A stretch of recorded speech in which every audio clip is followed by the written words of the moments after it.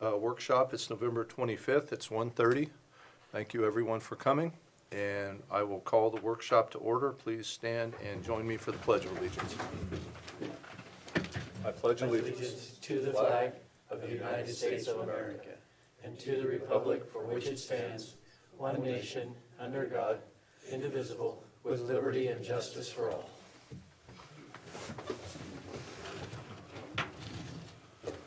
All right. So this is a workshop, and I know that everyone here has a bunch of different information, and I want to hear everything. I think that's how we make the best decisions. So, Georgia, I think maybe it's best to start with you, and then I know that I've had some emails, I've had some people reach out to me with some questions, and maybe we can start with you and then get into some questions and go from there. Okay? Thank you.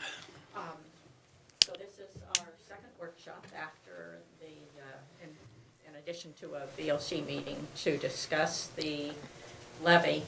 And the purpose of the levy would be specifically to put more patrol deputies on the road and more dispatchers in place. I earlier emailed to each of you the SEL 805. Yeah, we have that. Okay, there's been one change. Since then it's no longer a 7-year levy. Well, Natasha just handed them out, the correct one. 7-year levy. It is a 5-year levy that we are proposing, and that was for, that was with our county clerk, Shelley. Okay. So is that the only change on the 805 form that you made? That is all. Just from, It went from 7 to 5. from 7 to 5? Yeah. Okay. Yeah.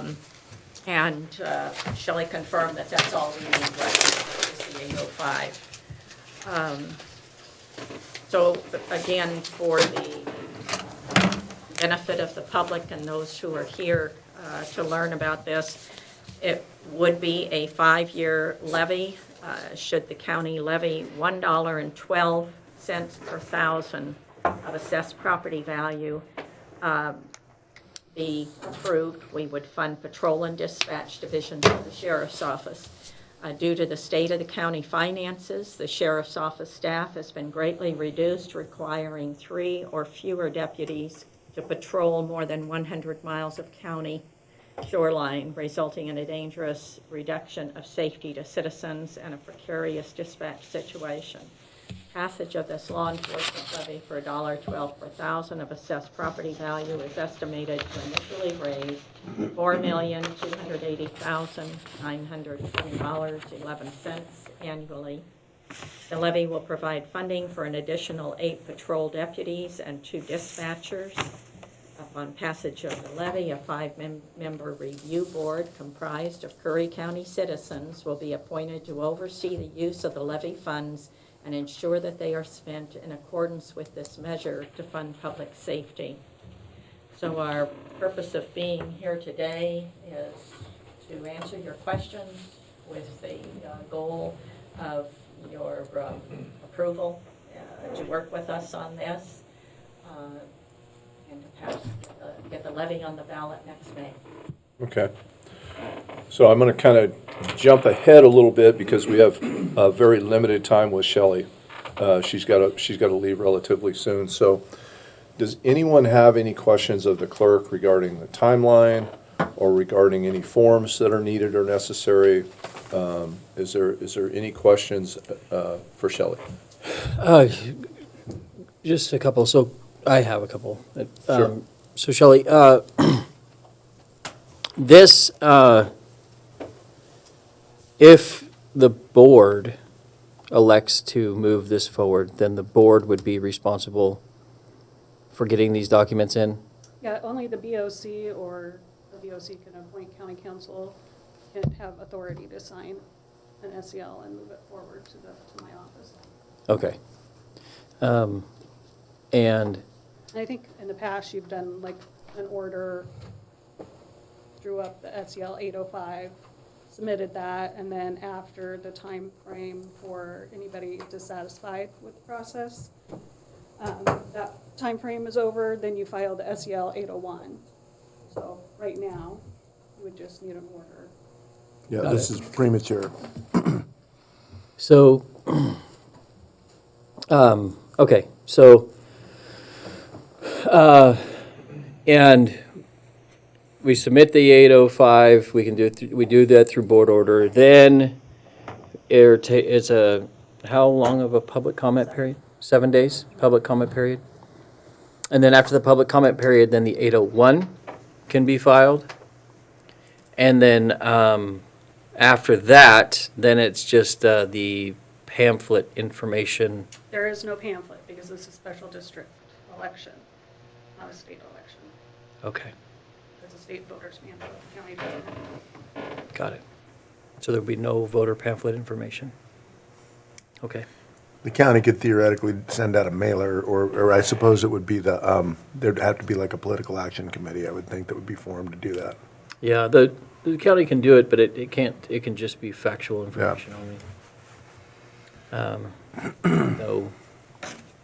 No advocating one way or the other.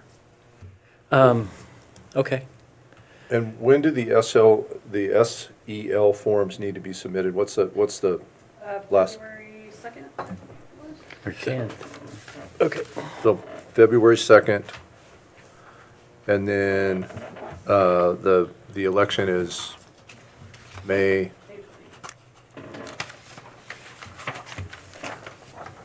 Okay. John, any questions for Shelley? No, sir. Georgia, any questions? No. Anybody out there in the audience before we lose Shelley? Any questions for the clerk? Okay. All right, so after the last presentation, I actually got a little more confused. So I apologize for that. I'm trying to keep up with everything. So it's 4.28 and change, right? So can you guys break down for me, because we're talking about 8 deputy positions, right? And then 2 dispatch positions. So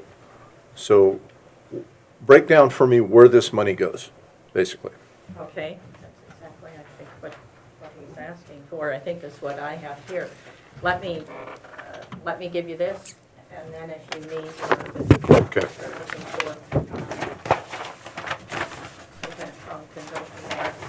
So,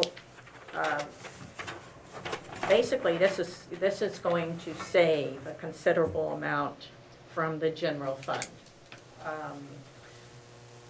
Right now with SAR, from the general fund, it's $89,970. From the levy, there'd be $91,970. So back to the general fund would be the $89,970 from SAR.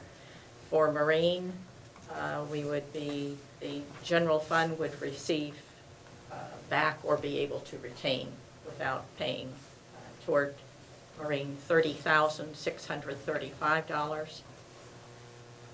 Crim Civ, the amount that the general fund would be able to retain, $313,766.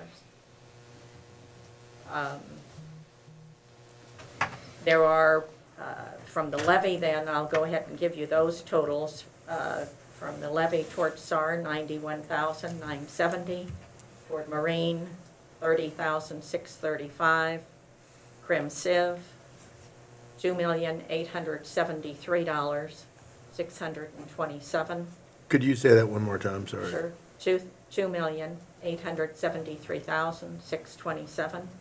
What was that first one that you said, 313,000? That is what Crim Civ certainly currently receives from the okay. general fund. Okay. Yeah. So dispatch from the general fund, $818,887 would remain in the general fund if this levy passes.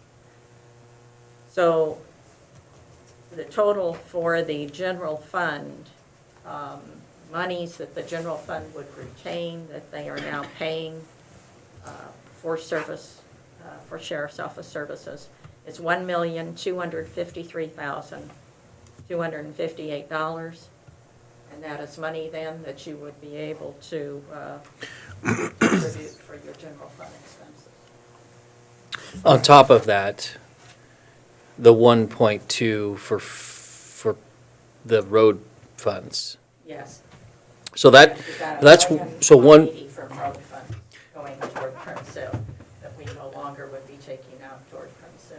yes, you have 1,253,000 general fund and 1,000,000, 180. we have 180 funds. in road funds. For a total, basically, of 2.4, just rounding up. Okay. That's that 2.873, right, number that, No, 2.4 total from general fund and road funds. 2.4 and change. I'm gonna defer now to Jeremy to either confirm or. Yeah, just adding up the 1.2, 1.253, and the 1.0. Well, I guess it's not adding in the SAR and Marine. So closer to 2.5. Yeah, currently, according to the budget that is online and everything like that, currently Crim Civ receives $313,766 out of the fund, or sorry, out of the general fund. I want to make sure that that's matching the number that you have. It will in just a second when I add it in. And then 1,180,000 out of the road. Yeah, so 89 in SAR, 30.5 in Marine, 313 in Crim Civ, plus 1,253, 258, plus, I guess, where are you plussing? Hmm? So you're plussing 1.2, I'm trying to figure out where you're getting those numbers. The 1,253, you were adding that to what the numbers were from general fund for SAR, Marine, and Crimson. yeah, so I guess what I'm trying to get is, you said, basically the general fund obligation would be freed up by 1.253 million, and the road fund would be freed up by 1.18. And when I added those originally together, I got basically 2.4. So that, I guess that we're back at our original. So we were right in the beginning. So 2.4-ish. So here's where I think we're going to have just a real candid conversation, right? So the levy's at 4.3. This is essentially replacing 2.4. And I think what was going to be the crucial piece that has to be conveyed is in the levy. We got to get this cleared up because you had a different answer than you in the last meeting. 8 total deputies. No, I don't, with all due respect, I don't think our answers were different, but I think what you were getting from Jeremy was total, and what you were getting from me on this sheet is additional. Well, the thing is the Additional deputies. but the total was the additional, but it wasn't counting for the 3. So I guess what I'm saying is additional to what? Like, so there's currently 3. So is it going to be 11 deputies? It'll be 8. So it's 5 additional. 5 additional patrol deputies, 1 additional sergeant. Okay. 5 additional patrol deputies, not including Marine. Not including Okay, so 5 additional deputies, 1 additional sergeant, and 2 dispatchers. and 2 dispatchers. Okay, so, see, that's not what this says. right. SEL. So there was a little confusion there. So it's 6 plus 2, so it's 8 total staff. 8 total additional. No, 8 total, no addition. No, 8 total additional from what we currently offer. Oh, okay. 5 additional deputies, 1 sergeant, 2 dispatchers. That is Yep, 8 gotcha. staff in additional. Now, here's where I think things are going to get, so we're increasing the budget by 1.9 when you take the 2.4 from the 4.3 that's already being offered. So basically what we're going to be asking the citizens is that for an additional $1.9 million, we're going to receive 8 additional staff. That's, okay.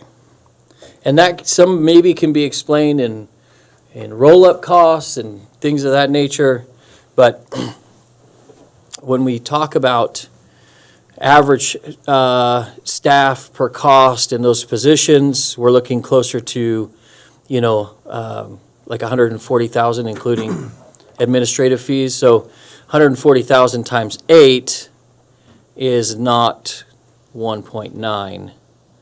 So I think that's where there's going to need to be some explanation, because people are going to, I mean, the one thing that we learned on the first go-around is people want to know. And I think one of the things that would be beneficial in here is to actually put the positions that will be funded. So, because when we say additional, it's subjective. Additional to what, right? It's additional to this point in time. We understand that. But if it's not defined, I'm sorry, are you saying on here? Yes. Yeah. Yes. Because there is a word limit on here. I was gonna say, so your summary can be 175 words. That doesn't include the estimated tax that you have Okay. to have on there. That last And paragraph? so when I counted how many words that you have, you only have 124. Okay. So you still have Okay, room to add. okay. yeah, we just want to make sure that the use of those words are as distinct and exact, so that there's no, that can answer a lot of questions before those questions get asked, right? So if I look up, for some reason all of a sudden, okay, here we go. So how do why am I all of a sudden struggling to run my, okay, so 140 times 8. So 140 times 8 is 1.12 million, but we're asking for an additional 1.9 over our current budget. That is due to the additional materials and services that come with those additional staff. But when I say 140, a lot of times that includes materials, services, that's the total cost of an employee, including administrative fees, right? It's administrative costs. So it includes insurance, administrative costs, materials and supplies for that person to function. So it's just, if we're increasing, if we're saying the increase It's another And- $100,000 a person. would be another $100,000 a person annually, which I'm pretty sure we know that that's not quite. However, McKenna will be able to tell us there has to be a built-in buffer for roll-up costs, right? Because what that same employee is this year, in 4 years is going to be, you know, compounded by 3% each year, and then whatever maybe is going on in terms of inflation. So, And if there's promotions, there's going to be additional, there's going to be different salaries over the course of 5 years. yeah, so that's one thing we're also going to have to be, because when we start what we call, department creep, right? We say we're going to fund 8 deputies, and then all of a sudden we have 5 deputies and more lieutenants because we had department creep when the people approved paying for 8 deputies. That can be a problem, right? I'm sorry, I'm not following with how you described it. So, The definition of deputies as far as lieutenants or, yeah, so like if we're saying that this is going to fund, 2 sergeants, 8 deputies, 1 lieutenant, 1 sheriff, and then 3 years later, there's a decision to say, no, we're going to actually do 3 sergeants and 7 deputies. It's going to be essentially going against this levy, and that's when we lose trust. And when I say department creep, when we start changing the allocation to positions, if we're saying these are the positions that are gonna be allocated, then those are the ones that will be funded, So if that makes sense. For clarification, because I looked up what we ran the numbers on, the total salary and fringe for a patrol deputy is $131,168.70. So that doesn't include the administrative cost of $23,500 and change or $400 and change. It doesn't include any of the equipment, the training, the vehicle that they will be assigning. So that's why that number is that. Yeah, Don't we already have the vehicles? It seems like yeah, we do. and I don't think we're gonna get to the, where it's $100,000 per employee. There could be some initial startup costs. But for clarification, 140 is not accurate. It's the cost of the employee on average, because you did it for top step, Correct. right? So when you take the average of not top step, which is probably gonna be a little more reliable, especially when you're trying to build. But it didn't include the insurance. It did. That's what I'm saying. If you take the average salary, not the top step, the average salary plus insurance, it's going to be really close to that number. So, at any rate, I'm just saying, my point is that it should be very, we should be very succinct, because these were essentially a lot of the questions we were getting hit with in the last levy, that I think if we answer ahead of time, will prevent the question from being asked. Okay, if I may then, what you want to see on the SEL 805, rather than what's on there now, is 5 additional patrol, 1 additional sergeant, and 2 additional dispatch. Well, no, I think what we should put is the exact number of positions that were going to be funded. So this will fund 1 lieutenant, 2 sergeants, 8 deputies, 8 dispatchers, 2 dispatch supervisors, or whatever lieutenant, I think if we spell it out, then nobody can say, well, yeah. Okay. Does that make sense? Okay, sure, I'm just wanting to make sure that I know what you want on it. And in addition then to changing the document, the information on the document to what you've just described, what else do you want from us? I don't In think we want, response. I don't think we want the document from you. I think Shelley was pretty clear about that. We do the commissioners give me an order and then I do the document. That's how that works. You are a member of the public. So that's, when the commissioners give me an order, I will produce it reflecting what they have approved.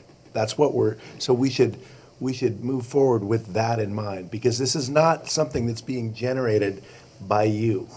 Well, I have been asked to produce the document, so. By whom? Commissioner Alcorn, even at our last meeting, stated that not only the 805 am I giving you, but he was sure there was another document along with that I was supposed to submit to you all. So, Shelley, is there do you know, is this something that the? Well, the SEL 805 and 801 do have to come from the commission, or if the board says Ted can do it, it has to come from. Right. But they can decide that you've done the work and like what you've done and sign off on it. It just has to come from the board. The Okay. board will have to do Okay. a meeting, approve it.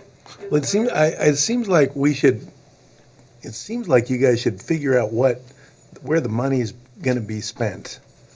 And then that will be reflected in your order.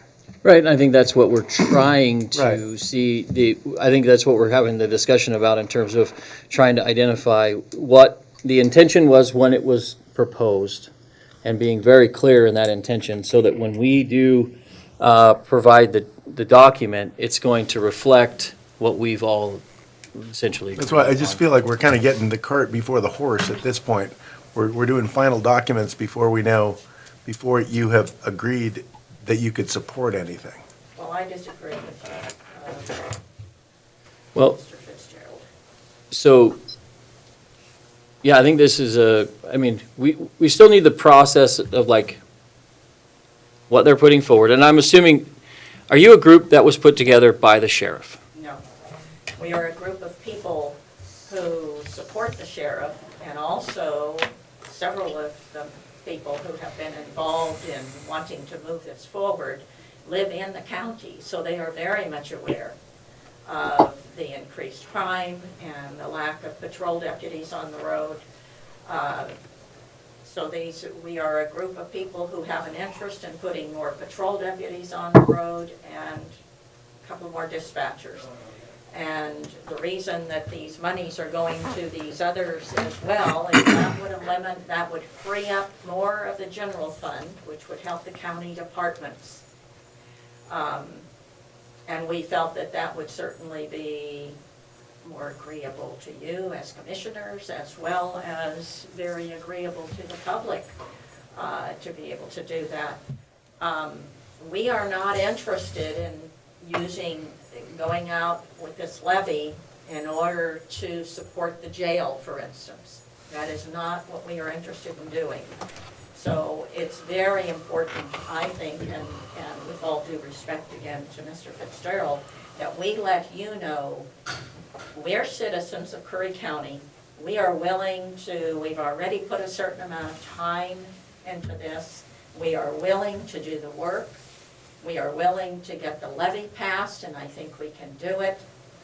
But we are doing all of this specifically to put more patrol deputies out there on the road and increase the staff of dispatch. That is our main primary purpose.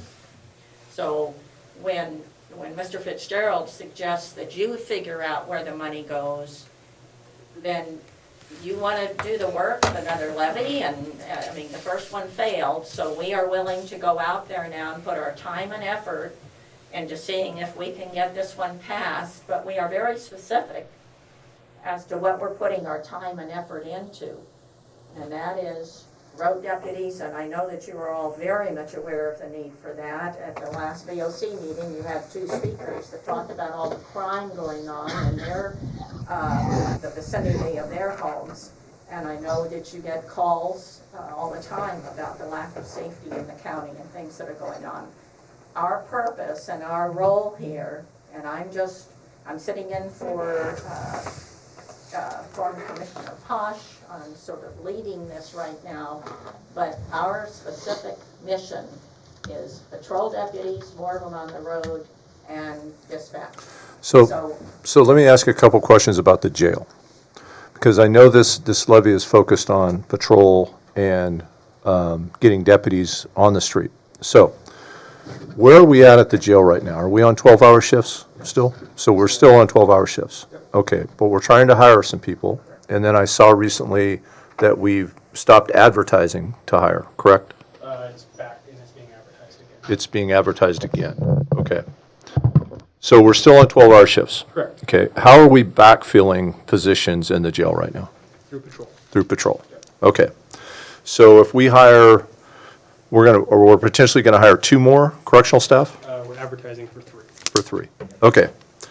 So let's just say a hypothetical here, and this is what I'm trying to understand. So levy passes, okay, and we're a year in, okay, you lose 3 people out of the jail. So we're back to 12-hour shifts, and we're back to backfilling out of patrol. In theory, yes. So some of these positions could be in the jail because we don't have enough people in the jail. You mean some of them could end up in the jail? Yes, backfilling? yes. Well, that is a given. We don't have the ability, and this county does not want to spend the money on bringing our sheriff's office back to where it was prior to all the cuts. Right. Where you wouldn't have to fill in with Right. patrol deputies. That's a given, that until this sheriff's office can build itself back up again to where it was before the cuts, there's going to be a need to use deputies to Right. fill at times. Can I add something to that? Sure. So to say it's a given is incorrect because currently, and this is something we're going to have to look into quite a bit more. So currently, Crim Civ is using road funds, and if you're using patrol in jail, you're in violation of road funds if you are using those people that are paid out of that. It's a crime. Well, You I'm sorry, but that's, you're kind of, Tina, you're bringing up something completely different, and I'll say. Well, no, actually, I'll she's just- not. no, Actually, I'll she's just not. say this, that everybody here has known how the monies have been used and how the patrol deputies, Oh, I beg to differ because I don't I think beg to differ that you can because say that at all. I don't get communications of who is on the road that is working in the jail. And unless I'm aware of that, then I can't appropriately allocate funds. I will go back to BOC meetings and use the exact language from the BOC meetings that will indicate that you all. Well, have been aware of what the situation is. are you saying that this commission then endorsed illegal behavior with I'm the not- use of the road funds? Don't put words in my mouth. Well, no, I So- think that's what you were just. So here's why I'm asking this question, Georgia. This was a question that was asked of me over the weekend. And so the point that the person was trying to make was that this levy, it's not just for patrol. It is going to fund the jail. It is going to fund positions in the jail, because as soon as we run short in the jail, the people in the road are gonna backfill the jail. So. And then they have to be paid out of the jail Well, I guess budget. They won't be, based upon what Keena just said. Well, we'll just have to hire more people for the jail. No, they could be paid out of the jail budget. There has to be more money in the jail budget. And then you could backfill. That's how that works. And that's But what happens. is that's when- not how it's being broken out, and it's not expressed in the budget. Right now, the jail budget is not paying for those patrol. Every patrol thing that we're seeing is going straight to patrol. So. And that needs to be communicated, not in a public workshop. It needs to be communicated with the sheriff and the other command staff, so we can make sure that we're doing the time cards appropriately. Okay, I well, that signed- it needs to be communicated, actually, it needs to be done correctly, and So if so, we're doing something incorrectly, then please tell us how to do it correctly. That's what I'm going to ask. So okay. Thank you. do you understand the context of my question? I understand the context of the question. However, where that can be alleviated is when we have a patrol deputy that comes in, their time card says Crim Civ on the top of it. I'll just allocate on it. They work to the jail these days. Right, so we have to go back and reallocate, we have to go back and straighten that out and because road funds can't be done. So that's gonna be, I guess this goes back farther than just right now. This goes back into last year. So the numbers that we took to the public that were supplied to us for the last year's levy were incorrect as well. So this is all based on bad information, because we're not getting actual information about what it costs to run the jail and what it costs to run patrol, which is probably the way that we're gonna, here's a word that I know you won't like, but it's an accurate word, so listen carefully. We need an audit of the sheriff's department so that we can make sure that these things are being done legally and accurately. And that's what we're going to do. And then, once we get that done, we can go out to the public and we can say, this is how much it actually costs to run the jail, because it costs more than what Jeremy is budgeted to run that thing. There is no doubt about it. So, So I would argue, Ted, we've been saying an audit for 6 months. Where are we at on the audit? Oh, Have we're we working started through it. Have we- Okay. Yeah, we're working on it. This is one of the issues that I've been looking at as well. So but we have to go through Right. and figure out, but it helps if if we can We cooperate. all welcome an audit. We just. Oh, really? we haven't heard of I it. don't know that we all all do. right, so, The sheriff did say at a BOC meeting, yes, to go ahead, you could go ahead and audit, and that was several months ago. And again, I can give you the time and the date of that meeting if you'd like, Mr. Fitzgerald. So, one of the things that we learned from the last levy was to be exact and precise with the language. Obviously, that was very important to the people. So, the point that I'm trying to make with patrol backfilling the jail is, as soon as that happens, somebody's going to say that you never told us that these positions were going to be used in the jail. So when we present this to the public, there needs to be an understanding, a level of understanding that is something that, I hate to say likely, but if you lose positions in the jail, that's the only way that we keep the jail open. It's a statutory requirement of the sheriff. It is. So some of these positions, in fact, a couple of them could likely be used for that a year down the road. So we need to be upfront with everyone that that's a potential here. Even during the budget process, right after the budget process, that's when Deputy Crone alerted us that the jail was not, they'd had people leave, and that's when it went to 12-hour shifts. And Right. everyone agreed that the situation was not working the way, so it had not been, basically, when they cut 2 positions from the jail, that wasn't a good move. So you really need to go back and look at staffing the jail properly, and then Well, redoing the budget to get so there. this leads me into my next, and try to follow along with me here. I'm going to kind of go in a different direction that brings us back to this point, okay? So has there been any consideration to include correctional positions in this levy? So what I'm talking about is, last week, we had the Curry County Advisory Committee on Court Security, okay? And nobody was there from the Sheriff's Department, but I wanted to ask these questions.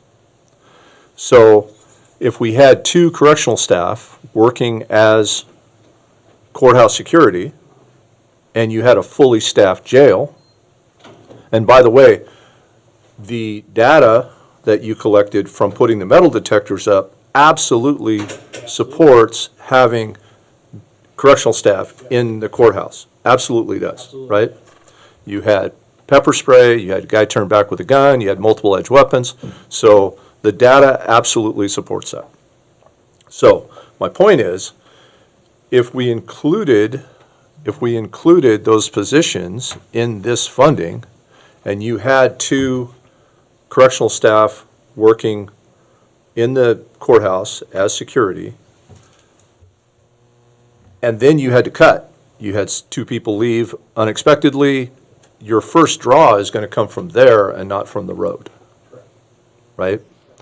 Not that I want to take it from there, but I also don't want to take it from the road. But the point being is, if that strategy was employed in this levy, then that may be more efficient in the use of personnel in the overall picture of providing public safety.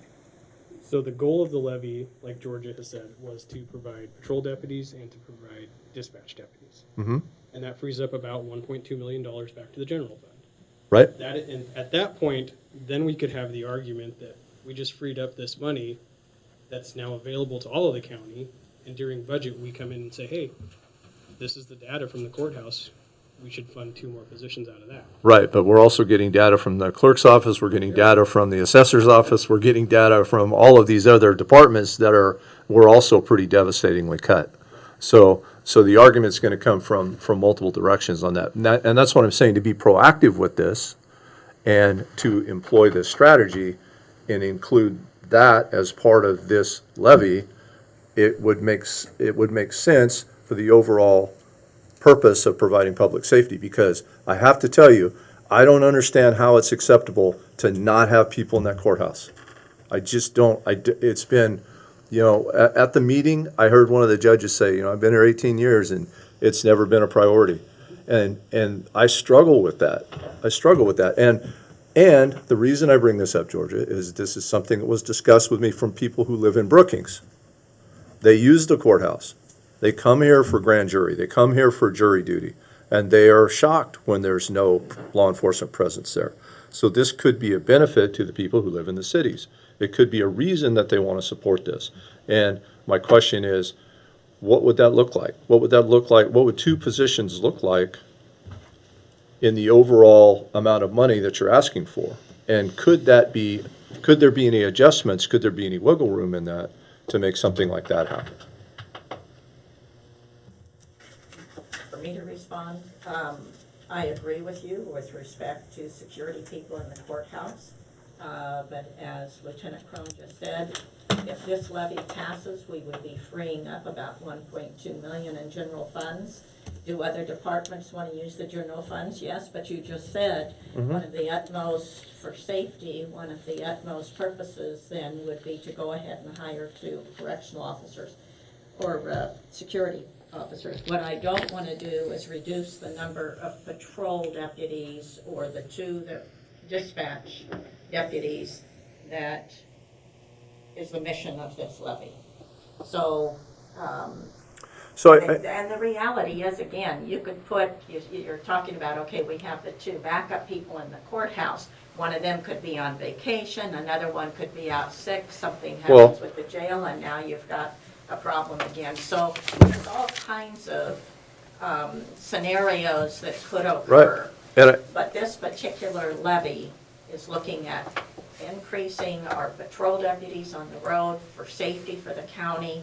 And I've talked to people who live in Brookings and let them know at $1.12 per thousand. Would they agree with that? Would they vote for that? And they said yes. And I've talked to some and they said absolutely not. That's exactly. Some say not. That's the chance we take. Those of I us agree. that are willing to go out and knock on doors and talk to people. And I agree completely with needing correct, specific information. And I think whatever's going on right now with the backfill and the time cards and what Mr. Fitzgerald said, that can all be ironed out going forward, certainly with this levy. But no, to reduce the number of road deputies for any other purpose, including security within the courthouse, is not the reason that the people who are involved in this are willing to go out and put the time and effort into it. Right, but it may be a reason that people would support it. And this is where, I think there are many reasons. when I said last time, this is where it would be nice if we could work together. It would be nice if the sheriff could have a conversation with us about what his long-term strategies are. And it would be nice if we could discuss some other strategies, some strategies that haven't been, maybe haven't been done yet. And then incorporate all of this, because the priority is public safety and should be public safety. So how do we, because the people that are here, they want to make sure that we are using the money that they're paying as efficiently as we can. I would say, Commissioner Alcorn, if you want to go out and put this levy together and put it on the ballot in May, you can suggest that the monies be used for any purpose that you want. Are we taking a chance that the levy might not pass the way that we've set it up? Sure, but I think that we can get it passed. And we believe the need is there, and that is what we are, again, putting our time and effort into. And for you to even suggest that we are not cooperating in any way or wanting to work together. I'm not suggesting that you're not cooperating. I am not suggesting, Georgia, I'm not suggesting that you're not cooperating. What I am suggesting is the sheriff is not cooperating. I'm suggesting that. 100%. He hasn't, how can, cooperation is talking to us. Let me just say this. He was talking with you, and every cut that you did throughout the whole budget process, he or the captain or the lieutenant were letting you know, if you take this away from us, this is the result. The unsafe county, and specifically what that result could be, and I can bring that back to you if you want. The sheriff, the captain, the lieutenant went over and over and over again. So when you want to know what is his vision, well, his vision, if he had all the money he could use, would be to bring his department back up to where it was, to hire those people back. Your decisions not to use the amount of road funds needed, those decisions he carefully explained, so did the captain, as to what the results would be. So we are there now, and where the biggest problem is the lack of safety for Curry County. And that's what the citizens that have worked with us on this, and the sheriff is interested, if we can move forward for this levy or with this levy, that's what the money would be used for. And I know the amount of time that I put into this and that I intend to put into this in order to get it passed. I'm not going to do it to meet your plan. I'm doing it to meet the mission of the people that that came up with the idea of putting something on the ballot in order to put more patrol deputies out there and give us a couple more dispatchers.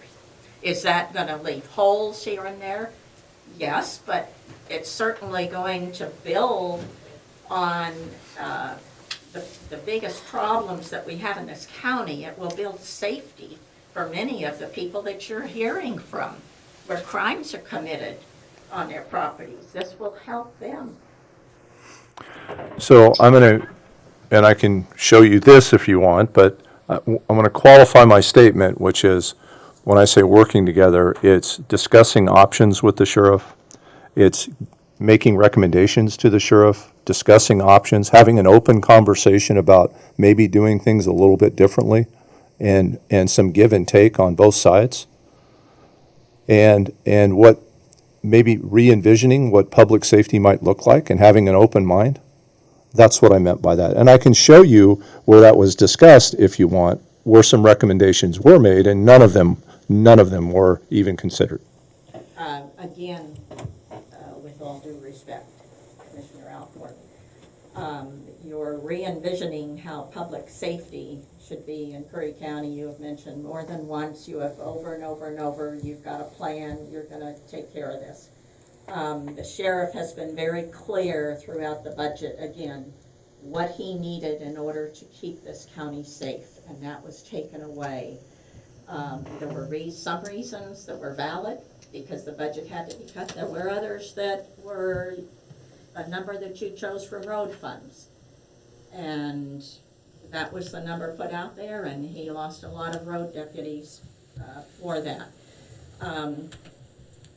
The sheriff's been very clear with what he wants. I've spoken to the sheriff. Lieutenant Crone has spoken to the sheriff on this. What we've presented to you is what the sheriff wants. And if you need for the sheriff to hear from the sheriff to say this is what he wants, call him up, talk to him. I have. But his, I think for you to ask to figure that he should come here in order to listen to how you re-envision law enforcement across Curry County, I wouldn't expect him to show up. Certainly, the county citizens shouldn't expect him. He's let us know this is what he wants. But I thought you said your group wasn't associated with the sheriff. That's what you said when we started this conversation. I didn't say we weren't associated with them. We were not the question was. But you're working as a spokesperson. The question was whether or not the sheriff chose us, got us together. And we heard about the sheriff wanting to, asking about putting a levy or something on the ballot, whether or not we had any interest in getting more patrol deputies. And we heard it from several people. Yes, we would like to be a part, speaking for myself and my husband, we would be like to be a part of that. Because we have friends who live in the county. We know what the increased crime has been. So rather than try to argue with me on a point that's not specific to what it is that we're doing, we are here simply we've worked with you, we have talked to you about the plan. I've been as specific as I can be relative to the fact that we are not interested in working on your vision for re-envisioning Okay. Curry County. Okay, so we can agree to disagree on that, but let me ask a couple more questions. What this number, okay, the 5, the 1, and the 2, what would the hours of operation be? What would the what would the staffing level, what would that look like? What are the people paying for in terms of, is there a minimum staffing? Are we gonna have 2 deputies out? Are we gonna have 1 deputy out? Are we gonna work 7 days a week? Are we working 5 days a week? Those types of questions. Okay, We for would that, I'll be, defer to we would be Lieutenant. back to pre-cut hours.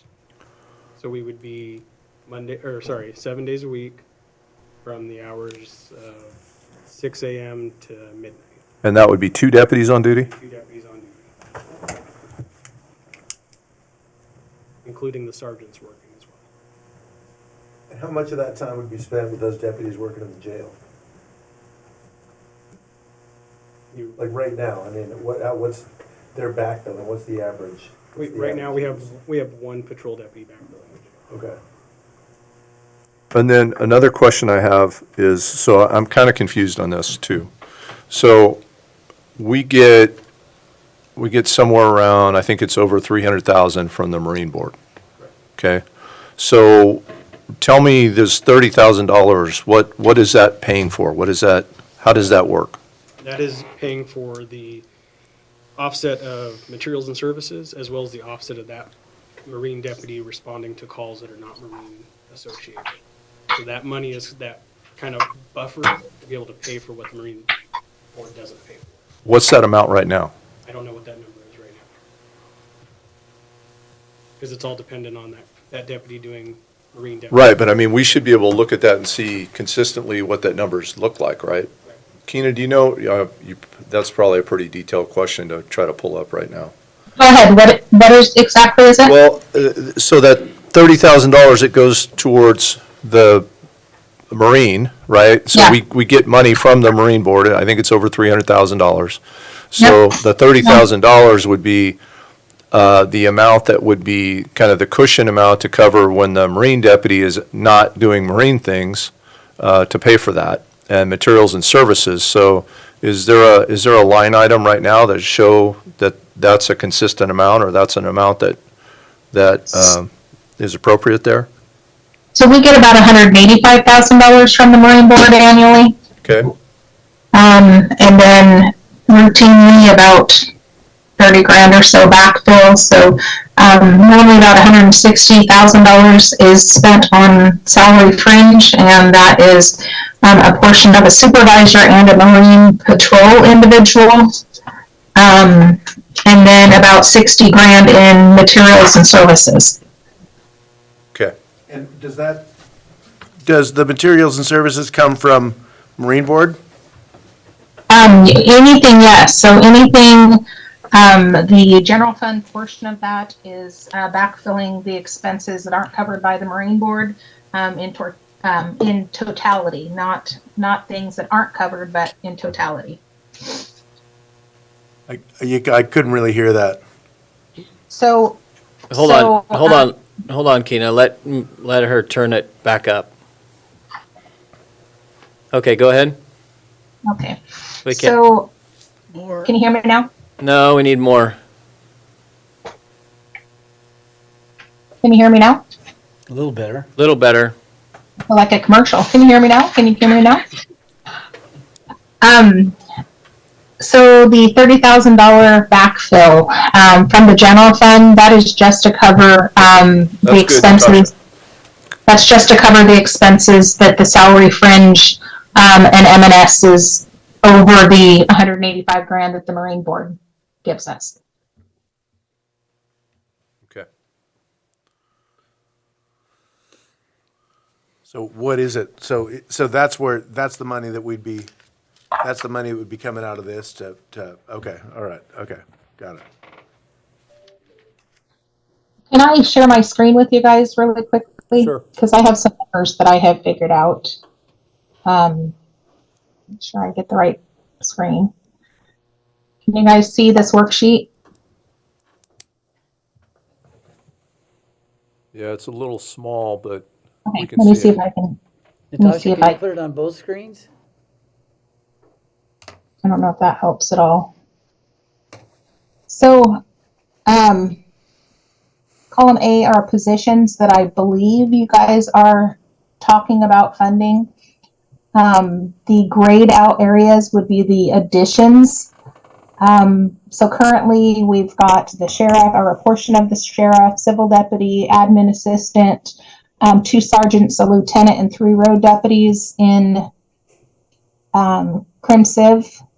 And so adding a sergeant and 5 deputies. And what I've done is I'm using a medium wage scale, taking combination of the top and bottom to use a medium.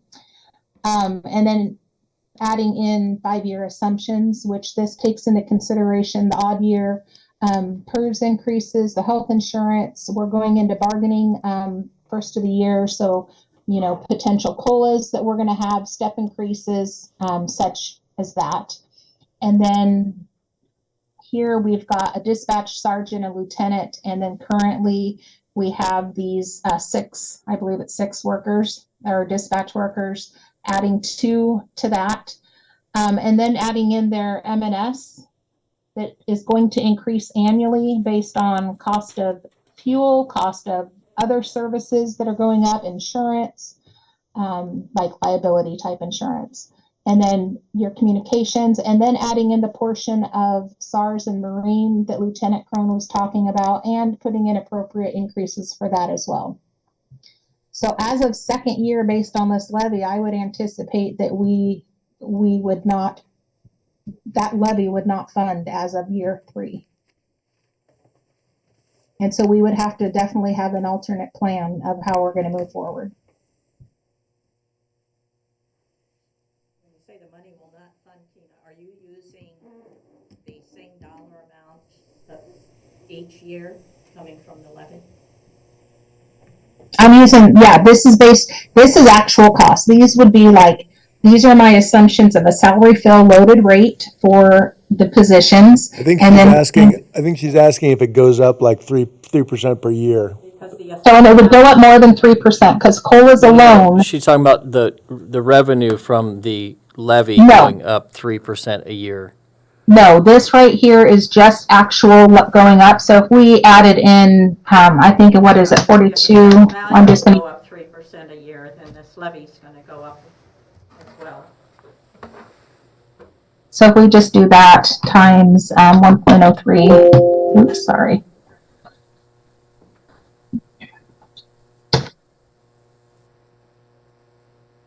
If I just extend that out, that's going up 3% every year. So we'll be underwater on year 4. Year 3. Sure. But yeah, year 3, you're breaking even. Year 3 is you're right there breaking even. Year 4. I can't see the screen, so I'd have to see that. And these are just, these are estimates based on wages. And again, I'm putting in the assumptions. Health insurance is going to go up. Like I said, merit increases, COLAs that are built in, all sorts of different things that go up. And this is standard budgeting that we use when we do our budgeting cycles. So, So normally they're pretty close. put it. What's the distinctive difference, Tina, between a merit increase and COLA? Are you talking, is a merit increase a promotion? So no. So cost of living COLA, that's wrote into a collective bargaining agreement. That's normally based on CPI, which is a state calculation of how the economics is doing, which has gone significantly higher in the last few years because of the increases of costs of food and such. And then the merit increases are also wrote into the collective bargaining agreement on anniversary dates. Staff get anywhere between a 3% to a 5%, depending on what year of service they are and how much longevity they've had. So In addition to their COLA? correct. Yes, it's in addition. And again, any time somebody's salary goes up, again, on odd years, every odd year, Oregon PERS does their adjustment, and I've yet to see a PERS year where it's gone down because PERS liability is always increasing every day. So that's going to increase, if somebody is paid more, our countywide contribution is higher. So that's taken into consideration, all these expenses. So it's safe to say that if, unless we ask for a $5 million levy, we'll be underwater. So we said the break-even year is 3. So let's make this a 3 year. Give us 3 years to figure it out. Yeah. I think while you're doing it, you ought to put money in and fund the 2 people in the jail as well. So that you can have the jail properly funded, so that the patrol people can be on the road patrolling.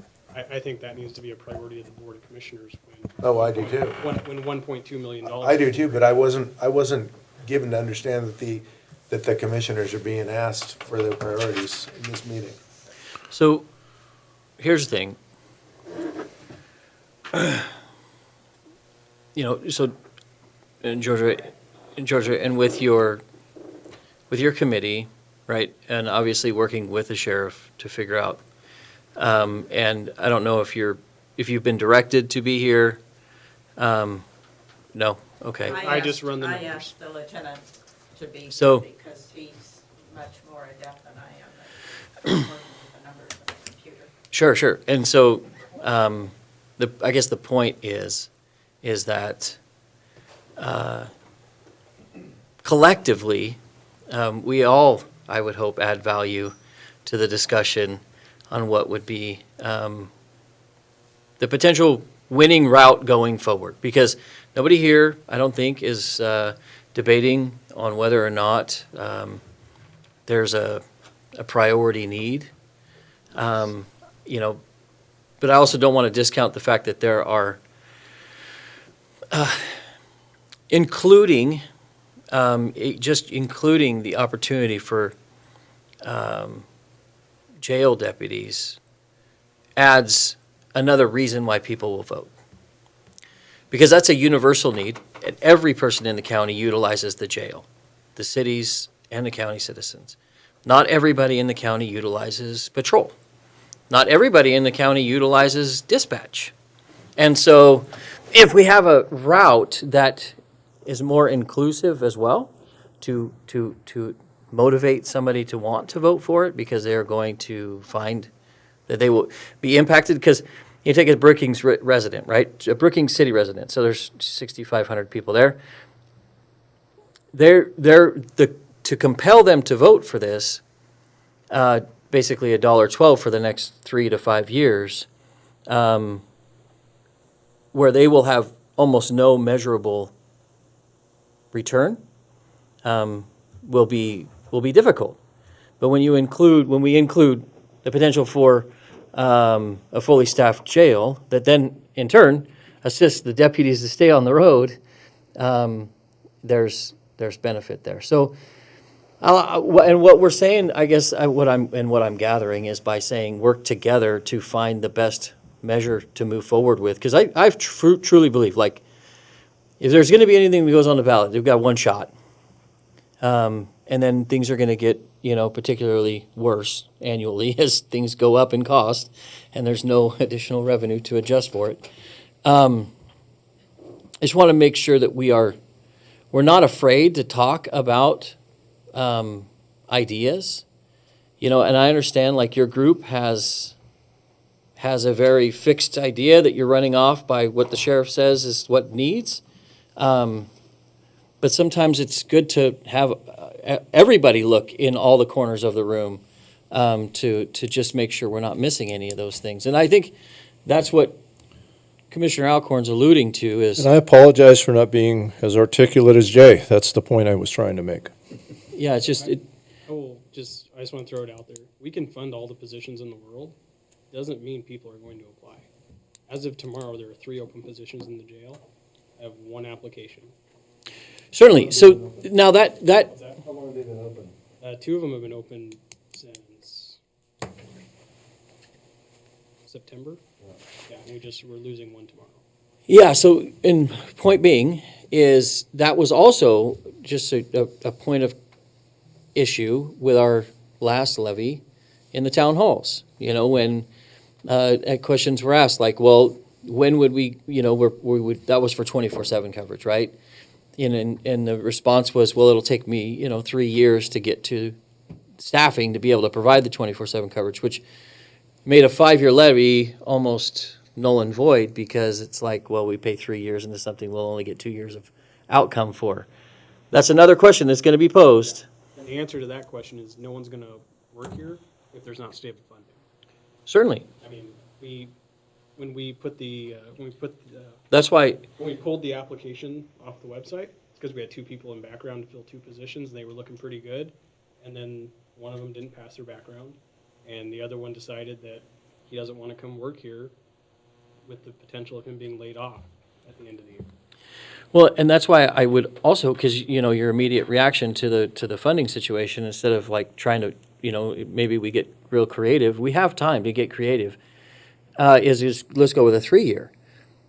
But again, who's going to come here if we only have 3 years of guaranteed funding, right? How are we going to get those positions filled if that's the case? So I'm trying to make sure that we just, because nobody in here really, I don't think anybody cares whose idea it is, as long as it's the one that's going to be most acceptable going forward, and just being open to what that might look like is all. So if I may respond to you then. Sure. First of all, I'm not afraid listening to ideas.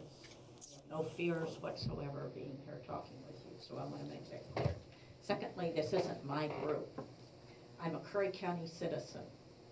I came together with other Curry County citizens who were interested in making the county safer, and interested in getting more patrol deputies and dispatch deputies.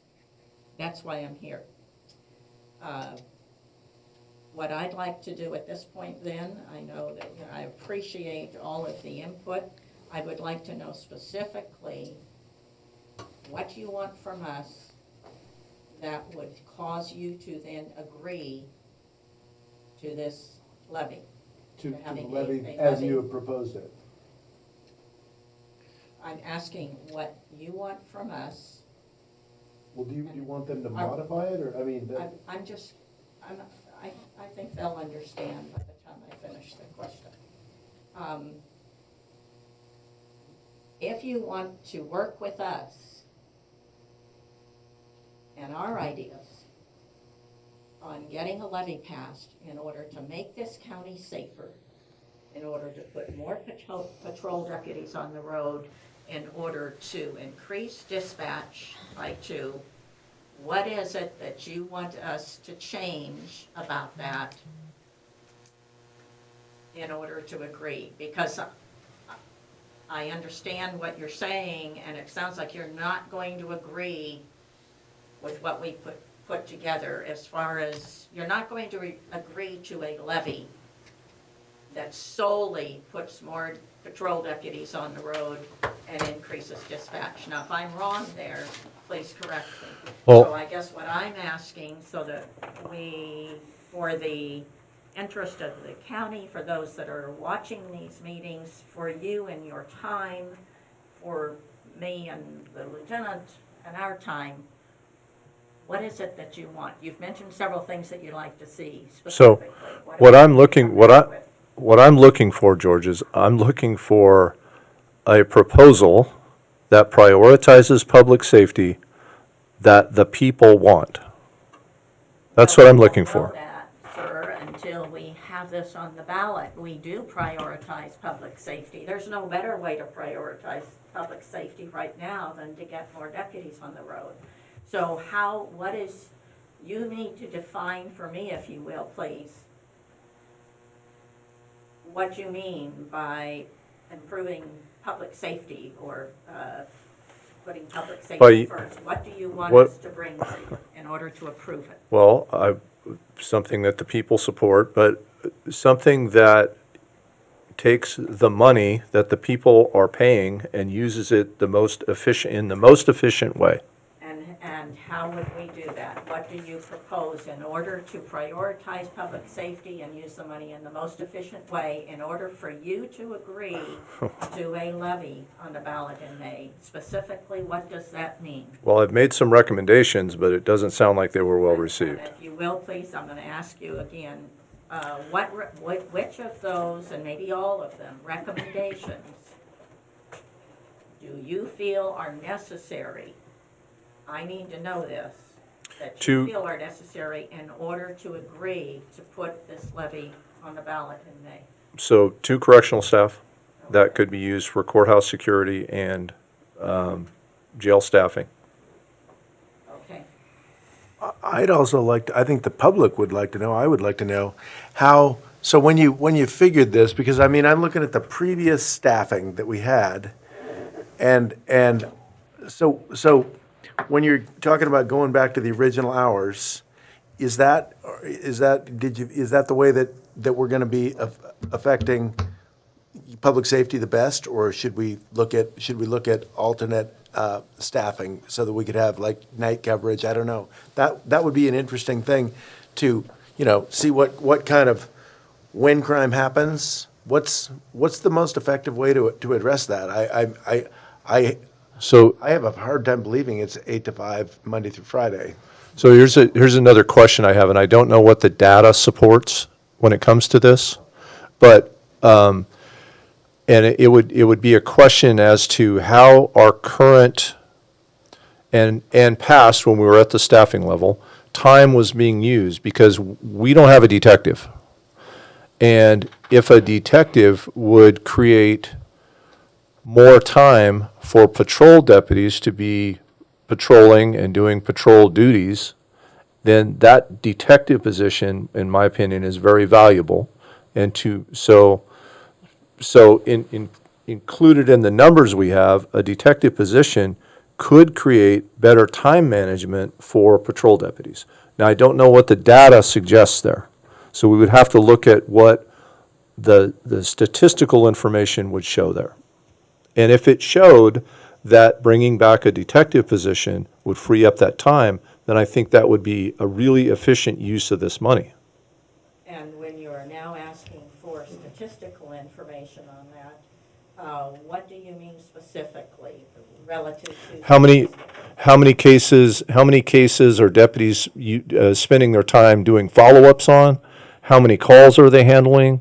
Where is the bulk of the time being spent? And if we had a detective that did the follow-up work on the initial cases that were written by deputies, then that would free up those deputies' time to be handling patrol calls. So what does that data look like? So you're asking for a big city solution to a small county? Because what you just described is Portland PB.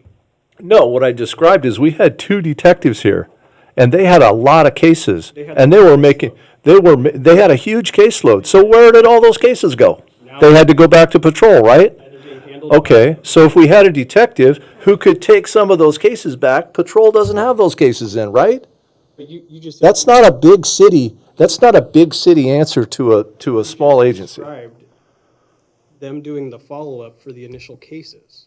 That's a big city solution to a small county. Portland PB right now, if you call them and say my car got stolen, a patrol officer will go there and they'll say, okay, a detective will call you. That's what you just described. No. Well, okay, the agency I worked at, if you called and said my car was stolen, an officer is going to take that report. That report's going to go into the system, they're going to enter their car stolen, et cetera. Then that case is going to go to a detective who's going to conduct follow-up investigation on that. So patrol handles it. And then you hand it off to somebody else. No, you don't hand it off to somebody else. A detective does the follow-up on the cases that aren't being followed up on right now. Right now, our deputies are doing all of the follow-up. It's taking all of their time. So there are calls that are going unanswered because they're tied up with one case. Whereas a detective could handle a big caseload, and a detective could be doing follow-up on multiple cases and connecting the dots on a lot of those cases. So right now you have a detective who's somebody who is. We don't have a detective right now. You have someone who's trained to be a detective, working a patrol shift, who is doing patrol calls as well as detective calls. Right. So if we put that person in the detective role, it frees up more time for a patrol officer to do patrol-related things. There's a difference between, I don't know if you've never worked detectives or not, but there's a big difference between the duties of a detective and the duties of a patrol officer. And in the current times when we live, we really need a detective. And when you look at the caseload that our detectives were handling and the volume of work that they had, it's significant. So if this funding could fund a detective, and that could be included in this, it would potentially, if the data shows that, make the agency more efficient when it came to prioritizing public safety. I also think that he asked what the data would support. You're the one that said it was a big city solution to a little town problem. So the reality is that both may be true, but if the data supports it, then sometimes those people in the big cities have good ideas, and they work. So, We should think about it. If I could ask Mr. Fitzgerald a question. I know that you have several hats. You wear several hats throughout the county. So I have wondered, and I'm going to ask you now, when you contribute at these meetings and at the VOC meetings, are you, and what capacity are you contributing? I suppose I've been asked to be present at the meeting. Do you guys not want me here? No, I'm not asking you to ask them. Both, I'm asking you as in a- what capacity. Okay, what they can answer the question for you. Council? They can answer the question It's, for you. it's in both capacities, In- county council and Director of director of county. operations. Okay. So So if Here's- I may just follow up, Commissioner Trost, follow up then with Commissioner Alcorn. So is a detective something that you require in order to support a levy in May? if the data supports it, yes. And when you say if the data supports it, so I'm going to ask you again, I'm not a detective, I'm not a deputy, so I'm going to ask you to explain to me, what is, there must be a threshold then in your mind where specifically identify, I'm asking you, identify to me what you mean by what if the data supports it, So how many calls are deputies currently handling each day? okay? How many of those calls are conducting follow-up on cases that they have? Okay. And in the where's past- threshold on that where so- you feel a detective is needed? I don't So- think it's feeling. I think he asked if it would support. So, Just say, okay, so they're handling 40 calls a day. and so they're handling 40 calls a day. Right. So let's say they're handling 40 calls a day. And let's say that 30 of those calls are follow-ups to calls that they initially got. Okay. So then how many calls are not getting answered because of that? Okay, so you're, well, that's very difficult to figure out. It's not. Okay, so you're saying that there's a threshold then at I- that point. If the patrol deputy. If the is- patrol deputy is spending more time doing follow-up investigation than responding to calls for service, then we should probably have a detective that's doing the follow-up, so the patrol deputies could be responding to the calls. Okay, so that's. So we would need to know, we would also need to know how many calls are going unanswered, when they're going unanswered.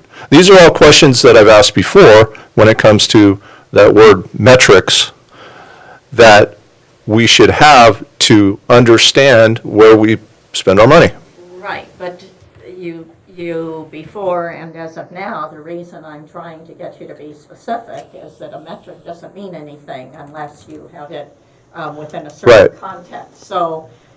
So it would have, Threshold is sort of if the deputy is spending more time doing follow-up than all of the other work that the deputy right. does. I have no idea right now because we're not communicating. I have no idea. I couldn't tell you what our deputies are spending their time on You it. don't need to know. What you need to know is what you I- mean by specific. I'm going to strongly disagree with I don't need to know. No, what I'm saying is you don't need to know in order to answer my question.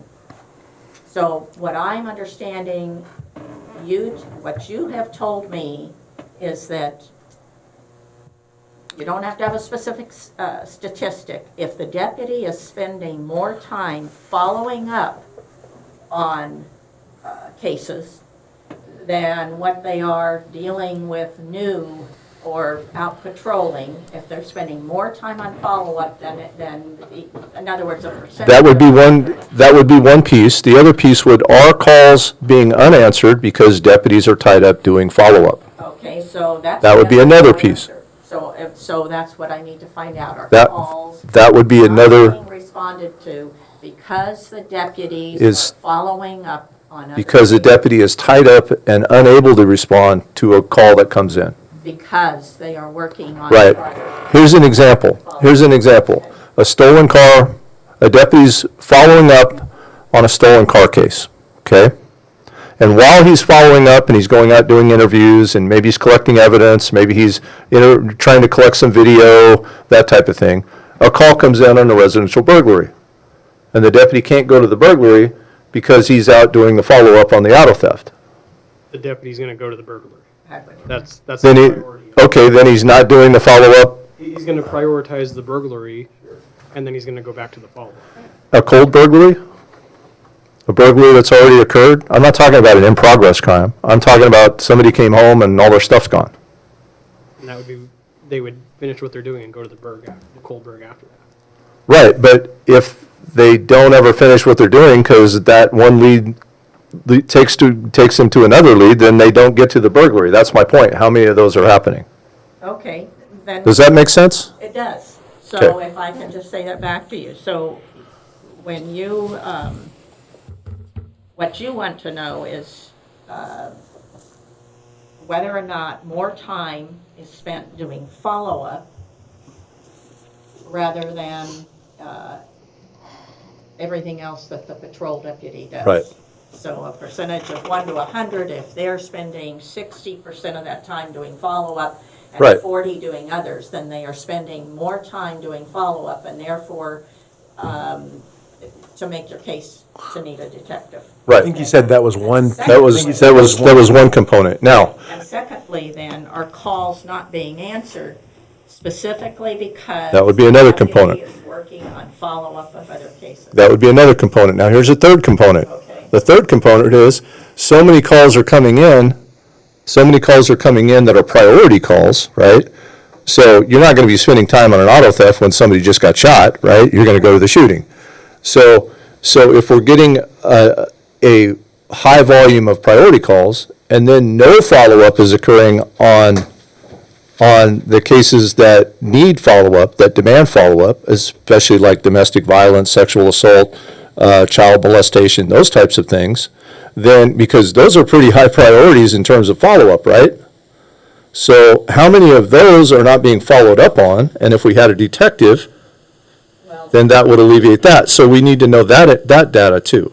so how many, what do you, those are major crimes, would you say, or? Measure 11 crimes. Okay, so how many Measure 11 crimes are not being followed up because the deputies Are responding to priority calls.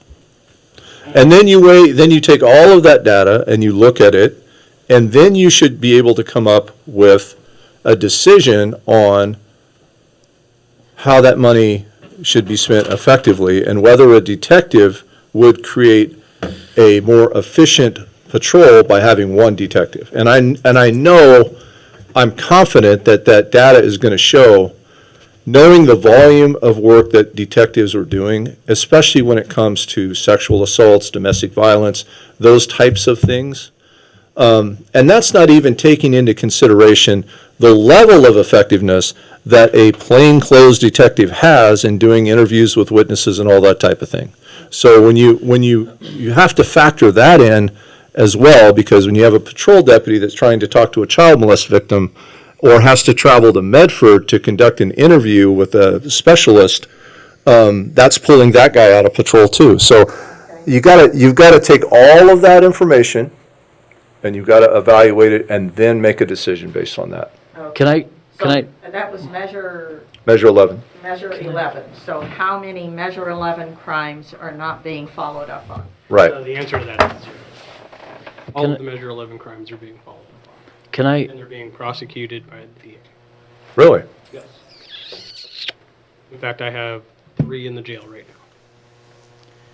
can I, So, I'm sorry, Commissioner Trost, just one, before I go on. Let's start with that, and we can go from there. Well, I don't want to, see,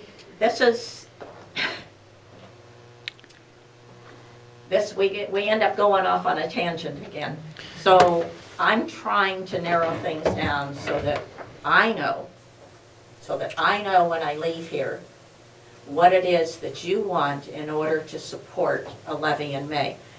I may decide it's completely different than what we want, which is to put more patrol deputies on the road and increase dispatch.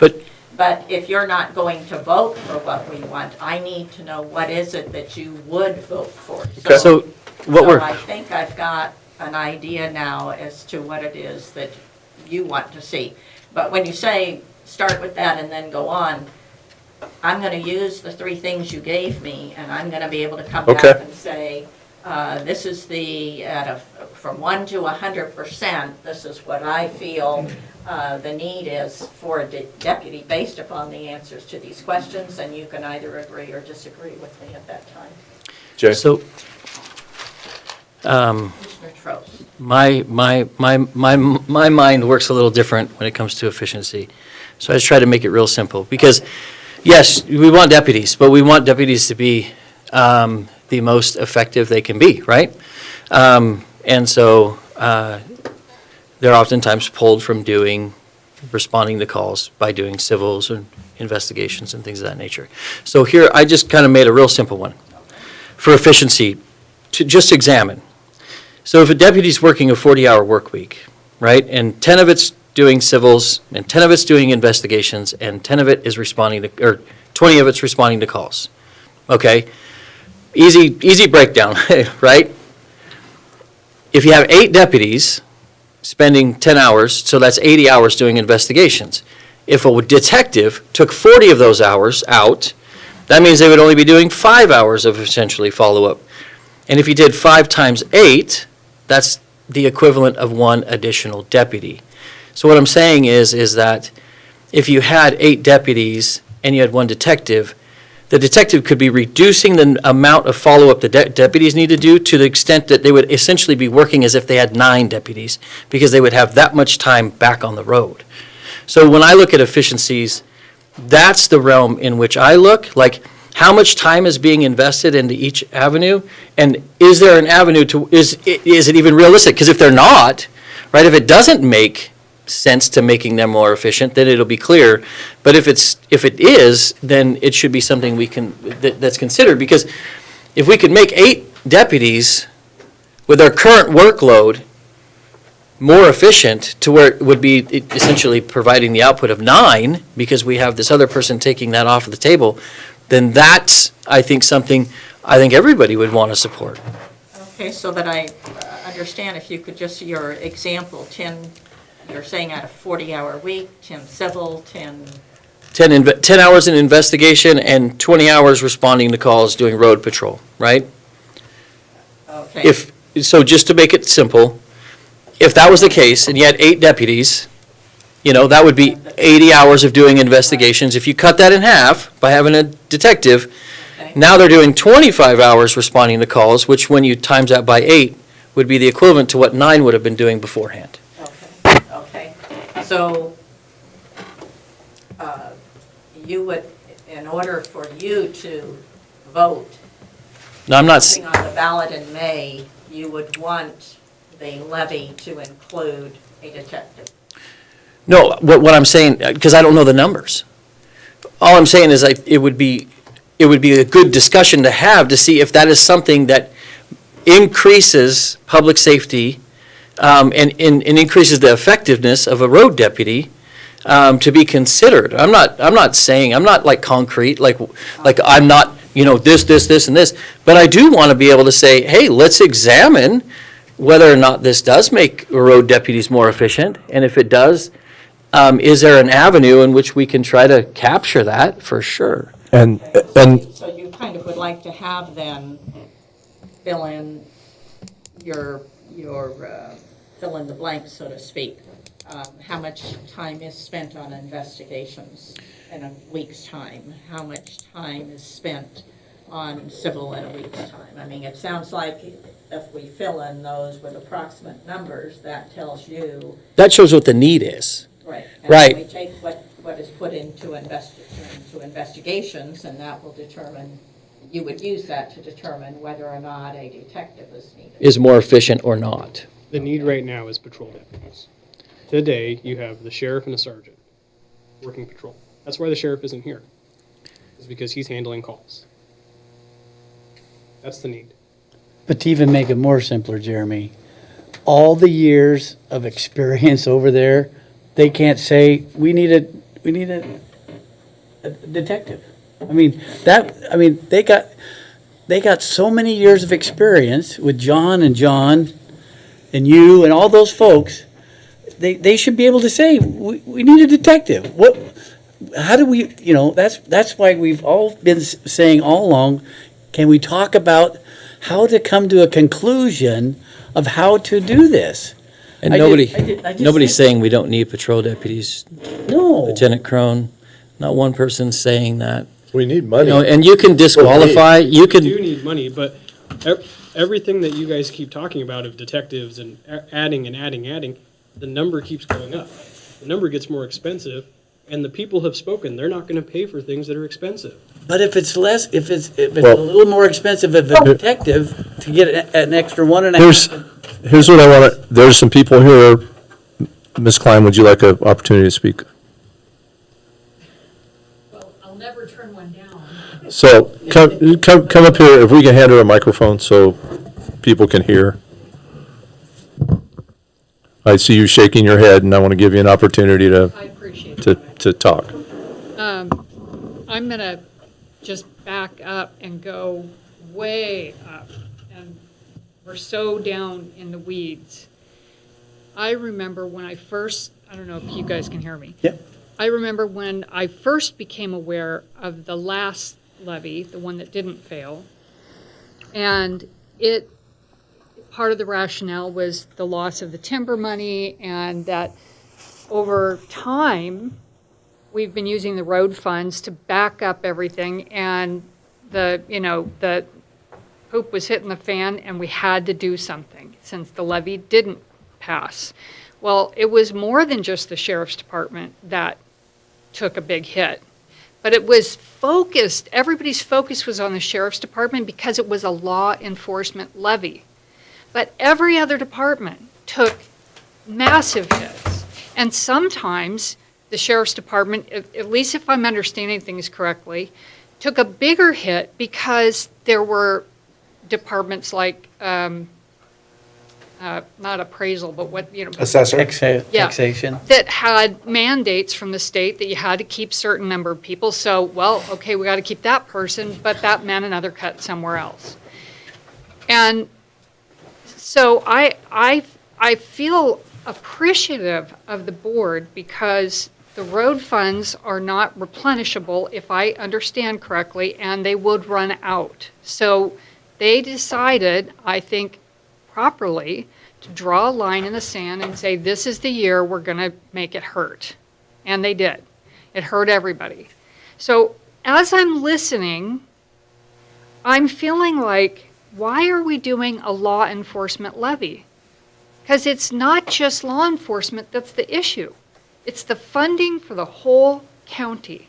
Why aren't we putting our effort into getting the general fund from 0.59 up to a number that actually makes sense, that the whole county can benefit? And Georgia, you know I respect you. And I think you're extremely smart. But you keep talking about these people in the community. I had no idea until I saw you on the thing the other day. Nobody's talked to me about it. I am absolutely frustrated that the sheriff isn't here. That really disappoints me. And I don't feel like you should be speaking on his behalf.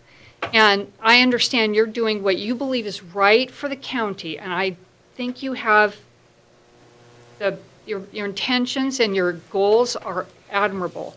But I feel like we're just going down a bad path, and I cannot support this at all. So my intent is to try and not be vocal on social media because I would like to be, I've heard what you've said, Commissioner Alcorn, about people coming and just spewing because they have an opportunity to have a public comment. And I've done that in the past myself. I've never set up a meeting to meet with you personally. I will start doing that. I have talked to Sheriff Ward, and I will do more of that. But I don't believe that we're ever going to accomplish anything by being this adversarial. And it's just, it's such a bad look for our community. And I would like to see people working together, and maybe, I don't know, does it have to be in a recorded room? Can we have private meetings where the sheriff and one or three or however many of the board members get together and try to noodle through some ideas, right? But we just agreed on the last board meeting, right, to hire the lobbyist firm, the DC lobbying firm. We're moving forward with that, correct? Are we? Yes. Okay, so what that should net some additional income. I don't know. I just feel like we're zeroing in on a law enforcement levy when the problem is much broader than that. So I'll leave it at that. Thank you for the opportunity. Thank you. And thank you for the email, too. Appreciate it. Mr. Keys? You said you weren't going to call on me. Hey, this is a workshop, and I know you have expressed an interest to be involved in this, so I don't want to exclude anyone. I agree with Ms. Klein just said, as far as there's a broader problem here that's not just with the law enforcement. I really appreciate what your group has done. It sounds like you guys have put a lot of work into that. I don't necessarily agree with all the direction, but I appreciate the work that you guys have done. A couple of questions came to mind as I was sitting back there.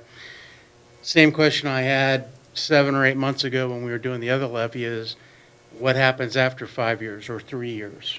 You know, what are we right back in the same boat again? If we don't have a solution for that, it's kind of all for naught.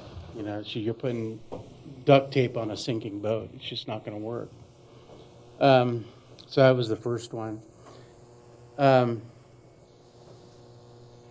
other is, as a recommendation, from what I would have liked to have seen or heard here, if we just focused on the levy that's being proposed, is as we started the discussions and started doing the breakdown of the numbers, I saw that Commissioner Trost was doing what I was doing the math.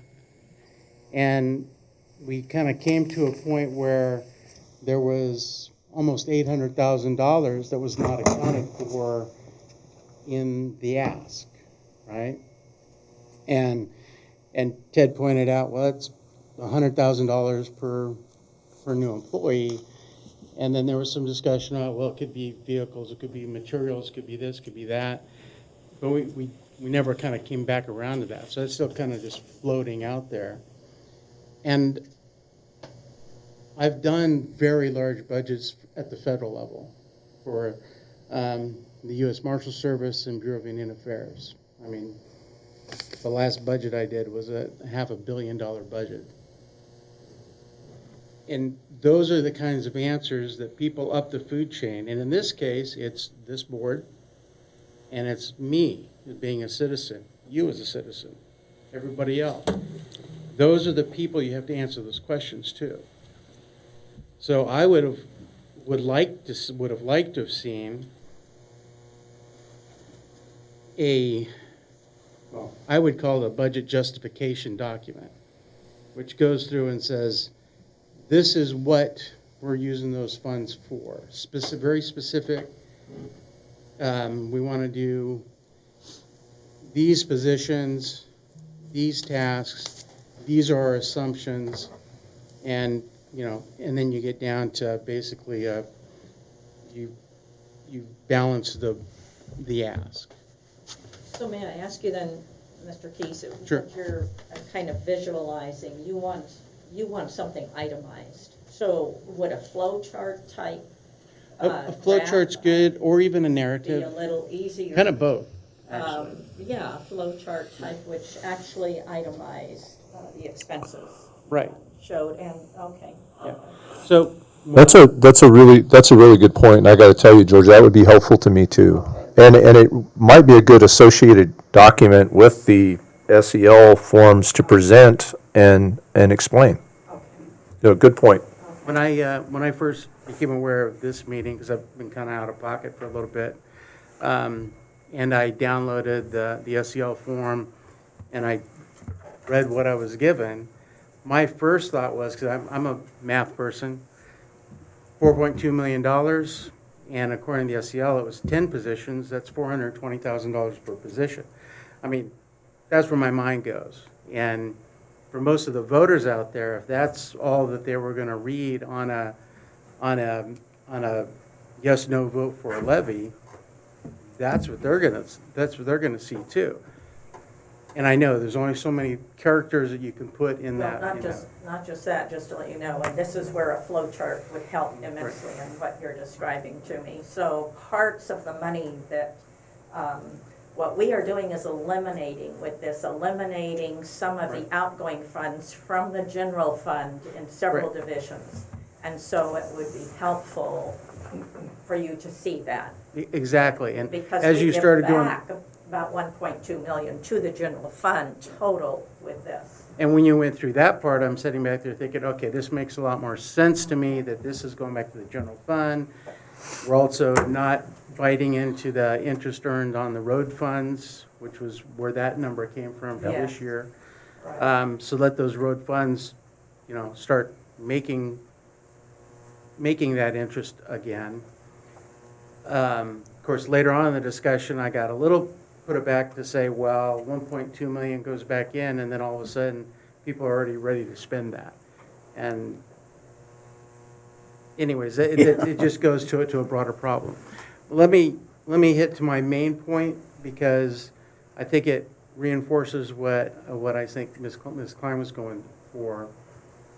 I said several months ago, when you guys were hot into figuring out the nickels and dimes on the budget, I had a recommendation that wasn't well suited for that time, because there just wasn't enough time.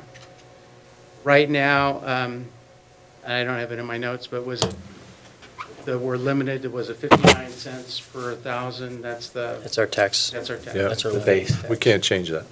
Well, Well, you can. You can change it, but it has to be voted. Yeah, it's. Yeah, it has to be voted on, correct. And I did my look at the rest of the counties across Oregon, and we are the absolute lowest. There's one other county that's the same rate as us, but they get, I think their sheriff's department is supplemented, or has their own budget or something. Yep, Josephine County. So our county is the absolute lowest on that food chain. And when that 59 cents was passed, I seem to recall it was like back in the 90s sometime or something. I don't know the exact history on that. We were getting timber funds, and that's one of the reasons why ours was so low. I think Curry County,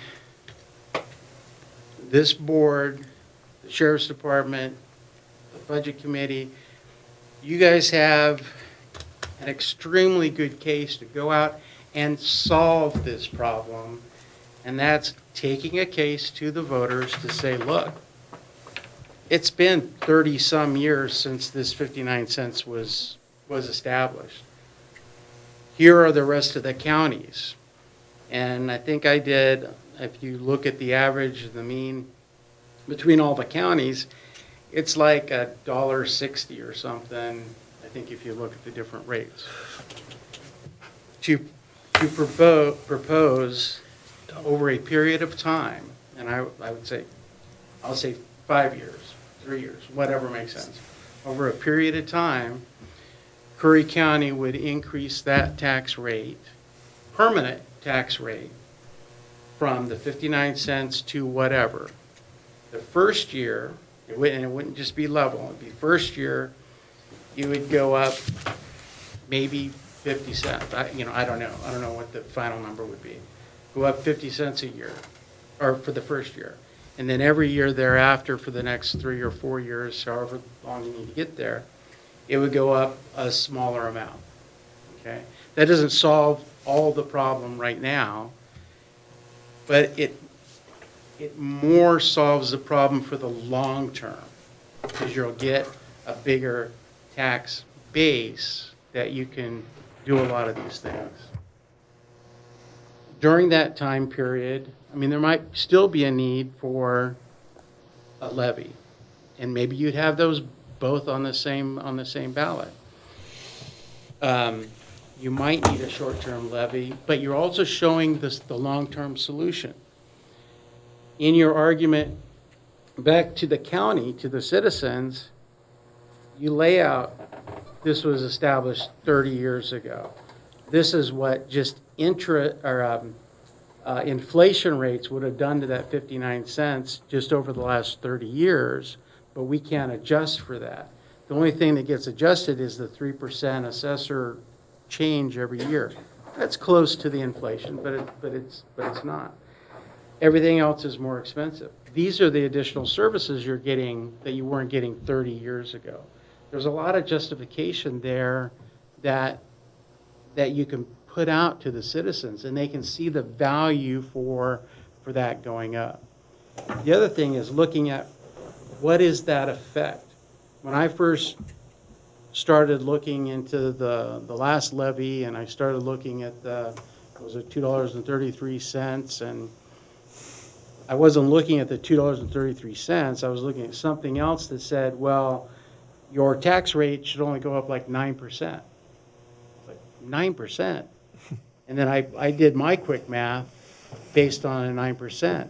I didn't realize that it's just 9% of the general fund line item. It didn't include CalMeopsis. It didn't include, a bunch of other stuff that's in my property tax. So I didn't understand my own property tax. So that's another piece of information to get out to people is, here's the general fund, and there might be one other line item or something that gets affected, but here's the line in your property tax that's going to get affected. And if you go from 59 cents up to, in 5 years, $1.25, this is how much more you're going to pay per, say, 100,000 worth of assessed value, or 200,000. Or I think in some of the earlier discussions this summer, I think somebody said the average assessed value for a home within Curry County was 250,000, 300,000. I don't know if anybody remembers, but there was a number. What's that average assessed value?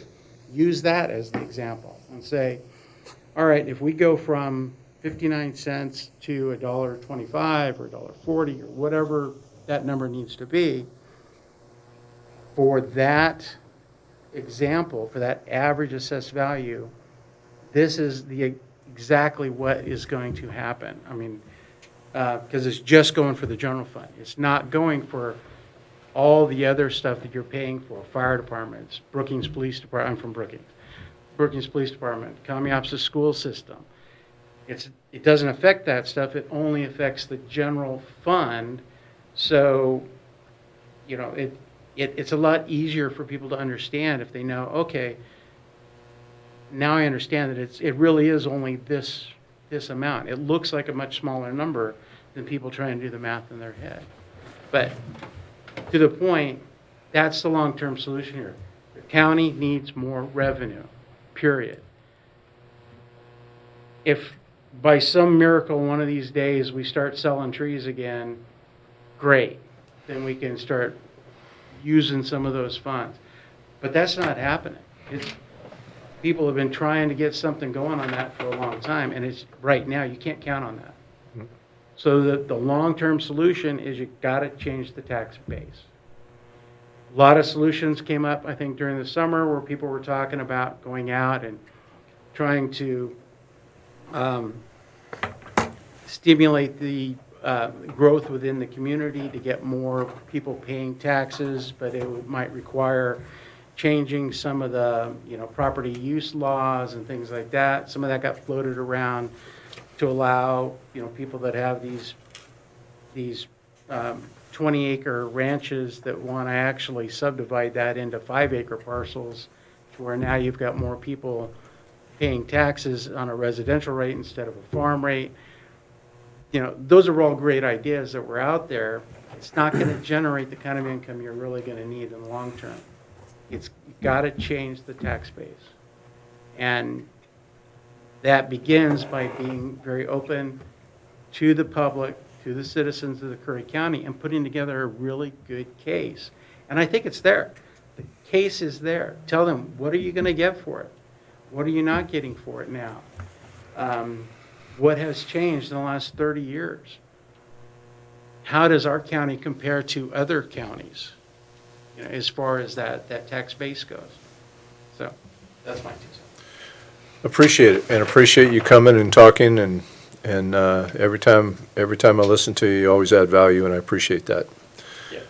So, another person that I want to hear from today, because this directly affects Commissioner-elect Hollinger. Patrick, you've heard the dialogue, the back and forth, and Georgia asked a question of us. What do we need to see? Well, this affects you. You take office in a few weeks, and I'd like to hear your perspective also. Yeah, well, it was great listening to Ms. Klein and Mr. Keys. Yes. They did a great job of actually explaining what I wanted to explain during my comment. So, one of the things that was great for me in my previous career, the use of tools. So I had the job of, having customers and clients that had elevators, had escalators, that required maintenance, that required upgrades, that required modernizations, et cetera, for the life of that particular elevator. So what was the greatest tool that I could use to help educate my customer on a financial plan to address these concerns during the life of that elevator? And that was a capital planner. We would go through each of their different units. We would identify each individual part. What's the lifespan of that part? How much is it going to cost to upgrade? And then moving forward, will that have to be either kept or replaced again during a full, complete modernization? In being able to break that down based on what Ms. Klein and Mr. Key said was having that spreadsheet, but then having the costs and the knowledge of where that money is going to go and how it's going to be used the most efficiently is what sold the customer at the end of the day. They saw the plan, it made sense to them, and they signed on board. So that's essentially what we need to do. That's exactly what I asked for really early on was, to push forward with doing an in-depth audit. Let's see where this money is. Is it being used efficiently or is it not being used efficiently? Then also, now we kind of have to look at policy as well, because like Council Fitzgerald stated, and that threw up a red flag while I was sitting there, was if we're using road patrol in the jail and we're paying for it with road funds, well, if that's illegal, then we need to be able to identify that and be able to correct that going forward. So I know I get sworn in January, and this will directly affect me. I cannot sit here right now and without having the involvement going forward and saying, yeah, I support this, because what if I don't agree? What if I don't have the answers by the time I'm sworn in? And now I'm forced to go out and essentially lie to the public on something that I don't believe in order to get a vote. So my request would be, let's take the foot off the gas pedal a little bit. let's complete and move forward with a third-party audit or direct Keena, direct Ted to finalize the audit, see where the money's going. To Jay's point, efficiency, see how efficient it's being used. And then let's make our decision based on what we need to see. How many specific patrol deputies do we need? Do we need a detective? I don't know. You know, I don't think anybody can answer that. But I would just flat out ask, please don't vote on anything to go onto the ballot until I'm sworn in. Because I'm going to have to be a part of this, and I'm going to have to be a part of selling it to the public. And I need to have that input in order to be able to do so properly. Well, would you like my response Well, and if you have questions for Yeah. Patrick, now's a good time to ask those. First of all, again, you're using the word audit. Let's have an audit. Let's find out if we need a detective. An auditor is going to come in. The purpose of the audit is to make sure that your finance department is in compliance with GAAP, generally accepted accounting principles. Your auditor is not going to tell you whether or not you need a detective. Your auditor is not going to tell you how many hours in a week that a patrol officer spends on looking at his crime reports or follow-ups or so forth. So when you talk about needing an audit, once again, it's kind of like when the word forensic was thrown out, a forensic audit. You need to understand specifically what that audit is for, and an audit would not tell us any of the things that Commissioner Alcorn has asked for in determining whether or not a detective would be helpful or whether or not security officers would be helpful as far as the times. Again, you can look up GAAP and you'll see what an auditor does. An auditor doesn't tell you if you're on the right road or the wrong road toward making money.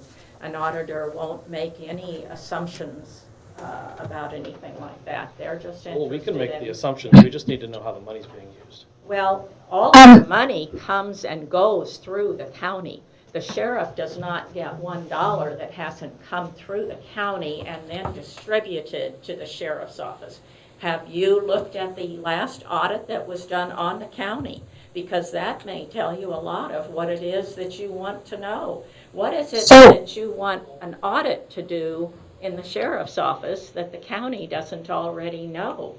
The sheriff's office doesn't have separate accounts. All the money is held by the county. Go ahead, Keena. I know you were going to make a comment.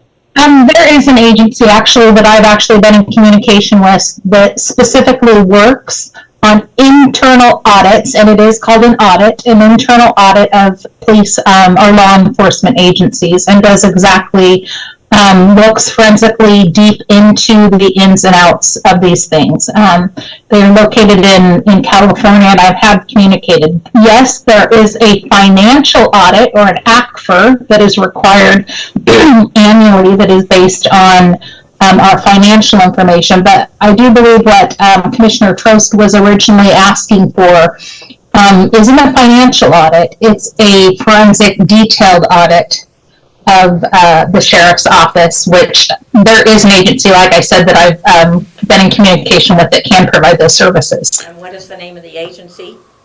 I don't know the top, I'm sorry, but they are in California, I can tell you that. An audit is basically a review of records. You gave us the name of the agency. An audit's basically a review of records. That's what it can be. It can be accounts. It can be any number of records. So, you know, a determination. If you were to audit the hours, like for example, you know, we get Bureau of Labor that'll come in and they'll audit. They will audit our hours and how people are paid. Right. That's it's not just numbers. It's not just, you know, it's not just GAAP. That's. There's a Bureau of Labor audit then, but if you're speaking just about. No. Please let me ask you to not put words in my mouth, okay? So an audit is a review of records. And so what we're talking about here, if you're looking at the hours, for example, if we want to address the issue that has come before us of how many hours the patrol deputies are working in the jail, we're going to need to audit their time cards and compare them to the schedule of the people that were working there. We're going to need to see that, and so that we can actually determine with certainty that the notations on the side of the time card are correct and that they are being input correctly with, and so that money's coming out of the correct budget, in that case, the jail budget. That's an audit. That's what that is. That's what we're in the process of performing on numerous levels with the Sheriff's Department and other departments Well, and I within the think county. this goes to the point that Ms. Klein and Mr. Keys were making too, is that they're expecting us to be more efficient. And to not only maybe just address the Sheriff's Department, but, Mr. Keys brought up a good idea. Why don't we put together that capital planner for every department of the county, put together that case and go out and make that case to the public that says, hey, all right, 59 cents on the 1,000 here, we might have to take it to $1 or $1.50 depending on the different needs for the different departments, and go from there. But we need to be more efficient, and we need to see where that efficiency can be gained. The only other thing I would say, Mr. Hollinger, is that for you to ask the board not to make a decision on this until you are a commissioner, I think is very adverse to public safety and the need as soon as possible for public safety. And in order to get anything on the ballot in May, we would have to be doing exactly what Ray suggested and being out there and doing town hall meetings and talking to people and knocking on doors and letting people know what's going on. We don't have enough time if we are told, well, you want us to hold off on everything to come to a stop until you're sitting on that board. And nobody's asking you to make a decision against whatever you feel is correct. Once you're on that board, I would hope you'd look at every potential decision that you have to make and make it based upon what you know at the time. By the time January rolls around, it would be our hope that you would be hearing from a number of people out there. There would have been town hall meetings on this.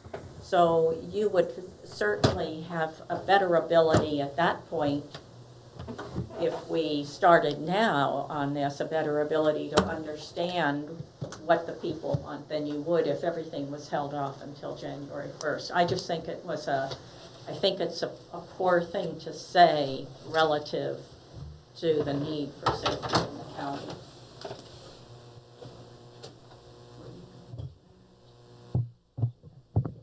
I just wanted to throw something in there since an issue has been brought up during this meeting regarding jail or patrol deputies working in the jail. So I would ask that the Board of Commissioners direct either the Director of Operations or the Finance Director to reach out to me, as I am the one that signs those time cards, and we'll get that fixed. We can have that fixed probably within a week. Yeah, I think that's already going to happen. I would like the board to make that direction. We're gonna want to go back for the last year as well. Okay, we can do that. Yeah, and that's we're gonna need schedules, and then we can compare. We've already got the time cards, so you get us the schedules for the last year, and then we'll go through and do it. I've already emailed Sheriff Ward for those as well. I'm asking the board to direct the Director of Operations or the Finance Director It's already happening. to reach out to me. So are you not gonna provide- are you not gonna provide that? I can provide it, but I just need it directed. I just told you what we're asking you for. I don't answer to you, sir. Okay, well, then Okay, hold on a second, We're already doing it. I don't understand why. I have not been requested for the schedules. I just requested you, give us the schedules. Keena's already said she's emailed the sheriff. The sheriff doesn't have the schedules, I do. Okay, well, he runs your agency. So Keena's going to go to him and say, I need this information. And then he's going to say, whoever is in charge of that, to do that, right? Isn't that how the chain of command works? Not when we're talking about schedules that I signed off on. But the sheriff's going to say, Jeremy, Keena's asking for this info. Can you get it to her? Right? Not necessarily. That's not how it works? Not all the time, no. I've had emails get missed and lost because of this. We're going to communicate with the sheriff so that he is fully aware of what we're asking for, of what's happening. I don't want any inference that we're cutting him out of the loop or we're not including him. He runs the sheriff's office. That's his department. And he'll get us the info. I just want to, Mr. Herzog is on the board still, and I just wanted to ask as well whether or not there's anything specific that you would need more than, you did say that you were for the levy at the last VOC meeting. Is there anything that you've heard here today that you feel, that it would be helpful to substantiate that position? Is there anything that we could give? We have to have a clear message. So I've seen two meetings, we've had 2 workshops, and the SEL is wrong. We haven't made that correct yet. Well, it is correct relative Well- to the basics, what we've talked about today, and the reason I talked about a flow chart is to get more specific. Right. And then I would be more specific on there. What it says. The levy will provide a Otherwise, funding. You would like, Well, we got to have a good, clear message.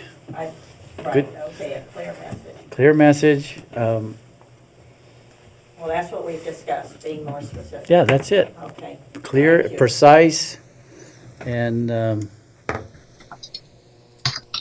yeah, that's. Okay, I Yep. appreciate that.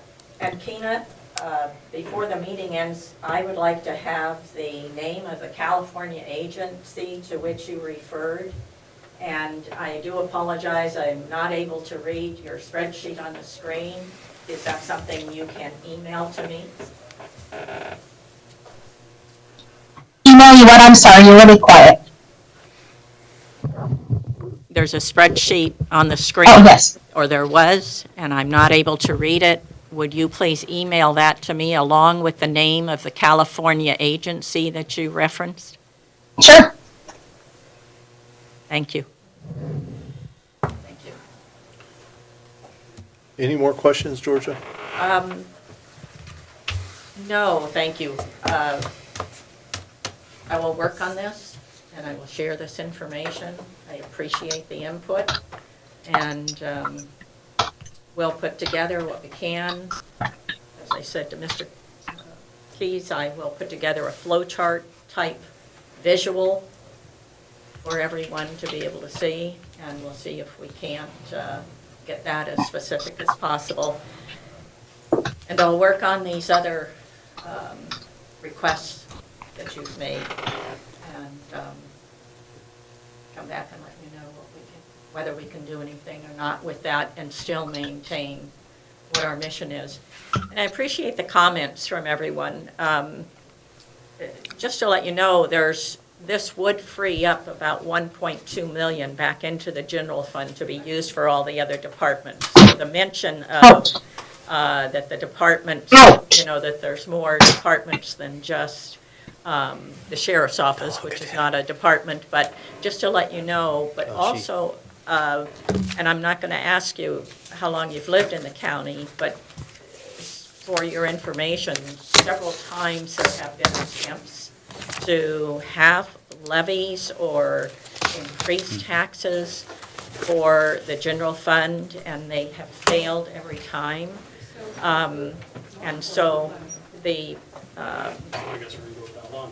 so one of the reasons for us looking specifically toward law enforcement is that there are a lot of citizens out there who have voiced, not just to me, but publicly, that they would have voted for the levy had they known for sure the money would go solely to law enforcement and not into the general fund.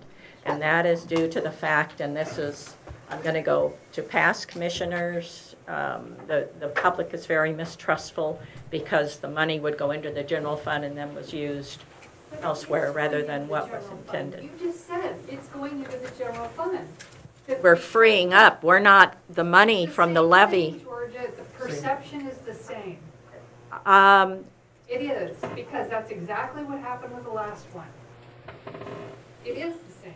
Well, that's an interesting comment to make, because I will keep that in mind when I'm doing the flow chart, because I think if you see how it is free, that it's different from putting money back in.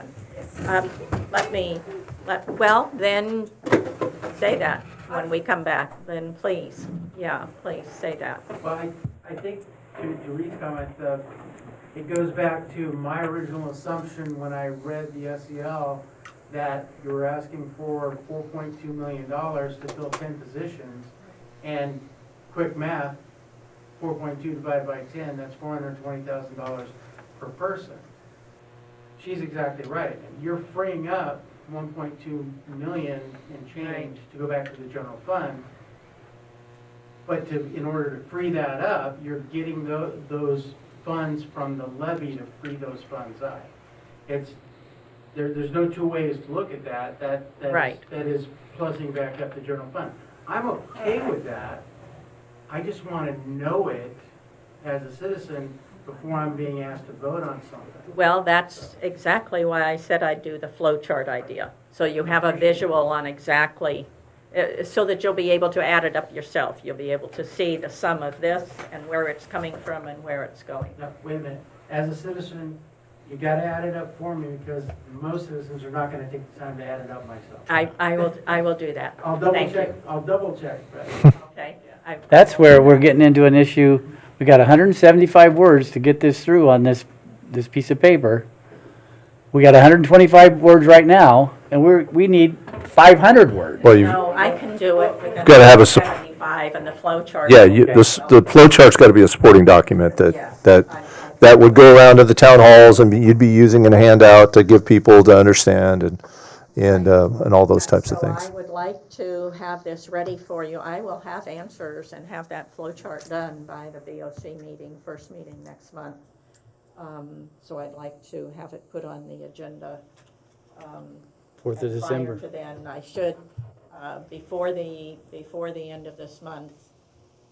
Do you want to email me or call me? You have my number, you have my email. Do you want to just get a hold of me and let me know where you're at with things? And I will have it for you. I will have it for you by the 1st. I will be able to send you the information. okay. 1st is a Sunday, so the 4th is the next meeting, Wednesday night at 6 o'clock. How much time, What's the deadline? what is the deadline before the BOC meeting? This Wednesday. The deadline's this Wednesday. To have something on the BOC, to have something on the agenda? Yep. Okay. 'Cause we're not so working if you would Friday. put it on the agenda, I will have everything to you. If the 1st is a Sunday, then I'll have it all to you by the 2nd. I'll try to get it to you before the end of the month. Well, I think what Rabia means is anything that we put on the agenda, we have to have the documents in by Wednesday, correct? The Wednesday proceeding. That's Because it's for public meetings. the public. I will have the SEL 805 to you by Wednesday. All of the other documentation and answer to these, I don't have to have in order to have them by Wednesday, but I'll have anything that's going to, I will have the SEL 805 to you by, does it go to you or does it go? Please send it to the BOC office email. Okay, I will have that too. Okay. Yeah. And then I'll have all of the other information by the 2nd, and if possible, before the end of the month. Okay. Anything else, Jay? Any other comments? Yeah, the last thing is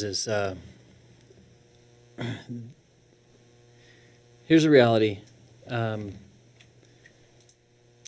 We recognize that there's a need. That's not hard to see, that there's a need to create an answer.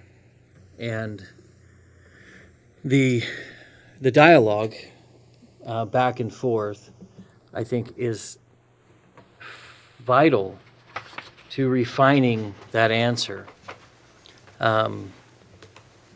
And also to increasing a level of trust that has somewhat been dissipated and is on display in these meetings, right? To try to disqualify Commissioner Alcorn's experience by saying that's a big city answer to a small county problem is disrespectful. And there's no need in that. There's no room for that in here. He has an incredible amount of experience, and it shouldn't be discounted because it's the belief that he has no understanding of small county needs. So I would just ask that, you know, we approach this in a manner in which we're all trying to figure out the best solution, and it's not ulterior motives, hidden agendas, and we're trying to figure out what is the best avenue to get this passed through the county, because I truly believe that we got to do it this time. And there is a true opportunity to do it, and to not include everybody in that will only diminish our possibility of getting a good outcome. So I'm glad that your group is, I mean, very obviously, very diligently working on this, and I hope that collectively, you know, I appreciate you wrote down everybody's concerns and needs, and you'll take that back to the group. And, you know, I know you mentioned in the beginning your group is not interested in supporting anything for the jail. You know, and I hope just through some dialogue we can figure out, just refine it to its best possible, the best possible way we can move it forward. So that's all. I appreciate that. I will say I don't think that Lieutenant Crone meant to disparage in any way. I didn't take his comment about. It doesn't matter. George, I don't take anything personal. I would think that Mr. Alcorn would take offense at that. It was a way of just using sort of an analogy as a description, and sometimes people get frustrated and they say things, but I don't take anything personal. and I don't think it was just out of frustration. And I think if you want an exchange again, an analogy here and there shouldn't be a problem. But I appreciate all your time. I understand that you have in mind a way that you would like for this to go. I would just ask for the same respect from all of you for the mission that we have relative to this. And if you tell us, no, we don't like the way you've put this together, we're not going to support your levy, then that's it. We just need to know that. So I'm going to do everything I can to answer your concerns, to answer your questions, the concerns that have been voiced out here.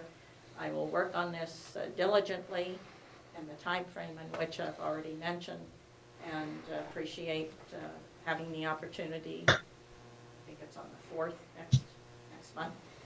Be able to talk with you again and have supporting documents. Thank you. All right, I'm going to close it out by saying this, because I had a couple people come up to me at the grocery store over the weekend, and they were very reluctant to approach me at the grocery store because I wasn't at work, right? But they gave me a really interesting perspective on all of this, which I very much appreciate. And I just want to say that when I accepted the responsibility of this position, that means to me that wherever I am, whatever time it is, you get to come up and approach me and ask me questions. And it's my obligation to answer those questions. So if you see me out to dinner with my wife or at breakfast with my wife and you want to ask a question, or I'm at the grocery store and you want to ask a question, I want to hear from you. I want you to come up and talk to me. So to those very nice people that approached me Saturday, thank you for that. And I know that they're watching right now because they were kind of fearful of coming here. And I hope that more people will become interested in this, pay attention, and add value like all of you did today. So thank you for that, and we will conclude this workshop now. Thank you.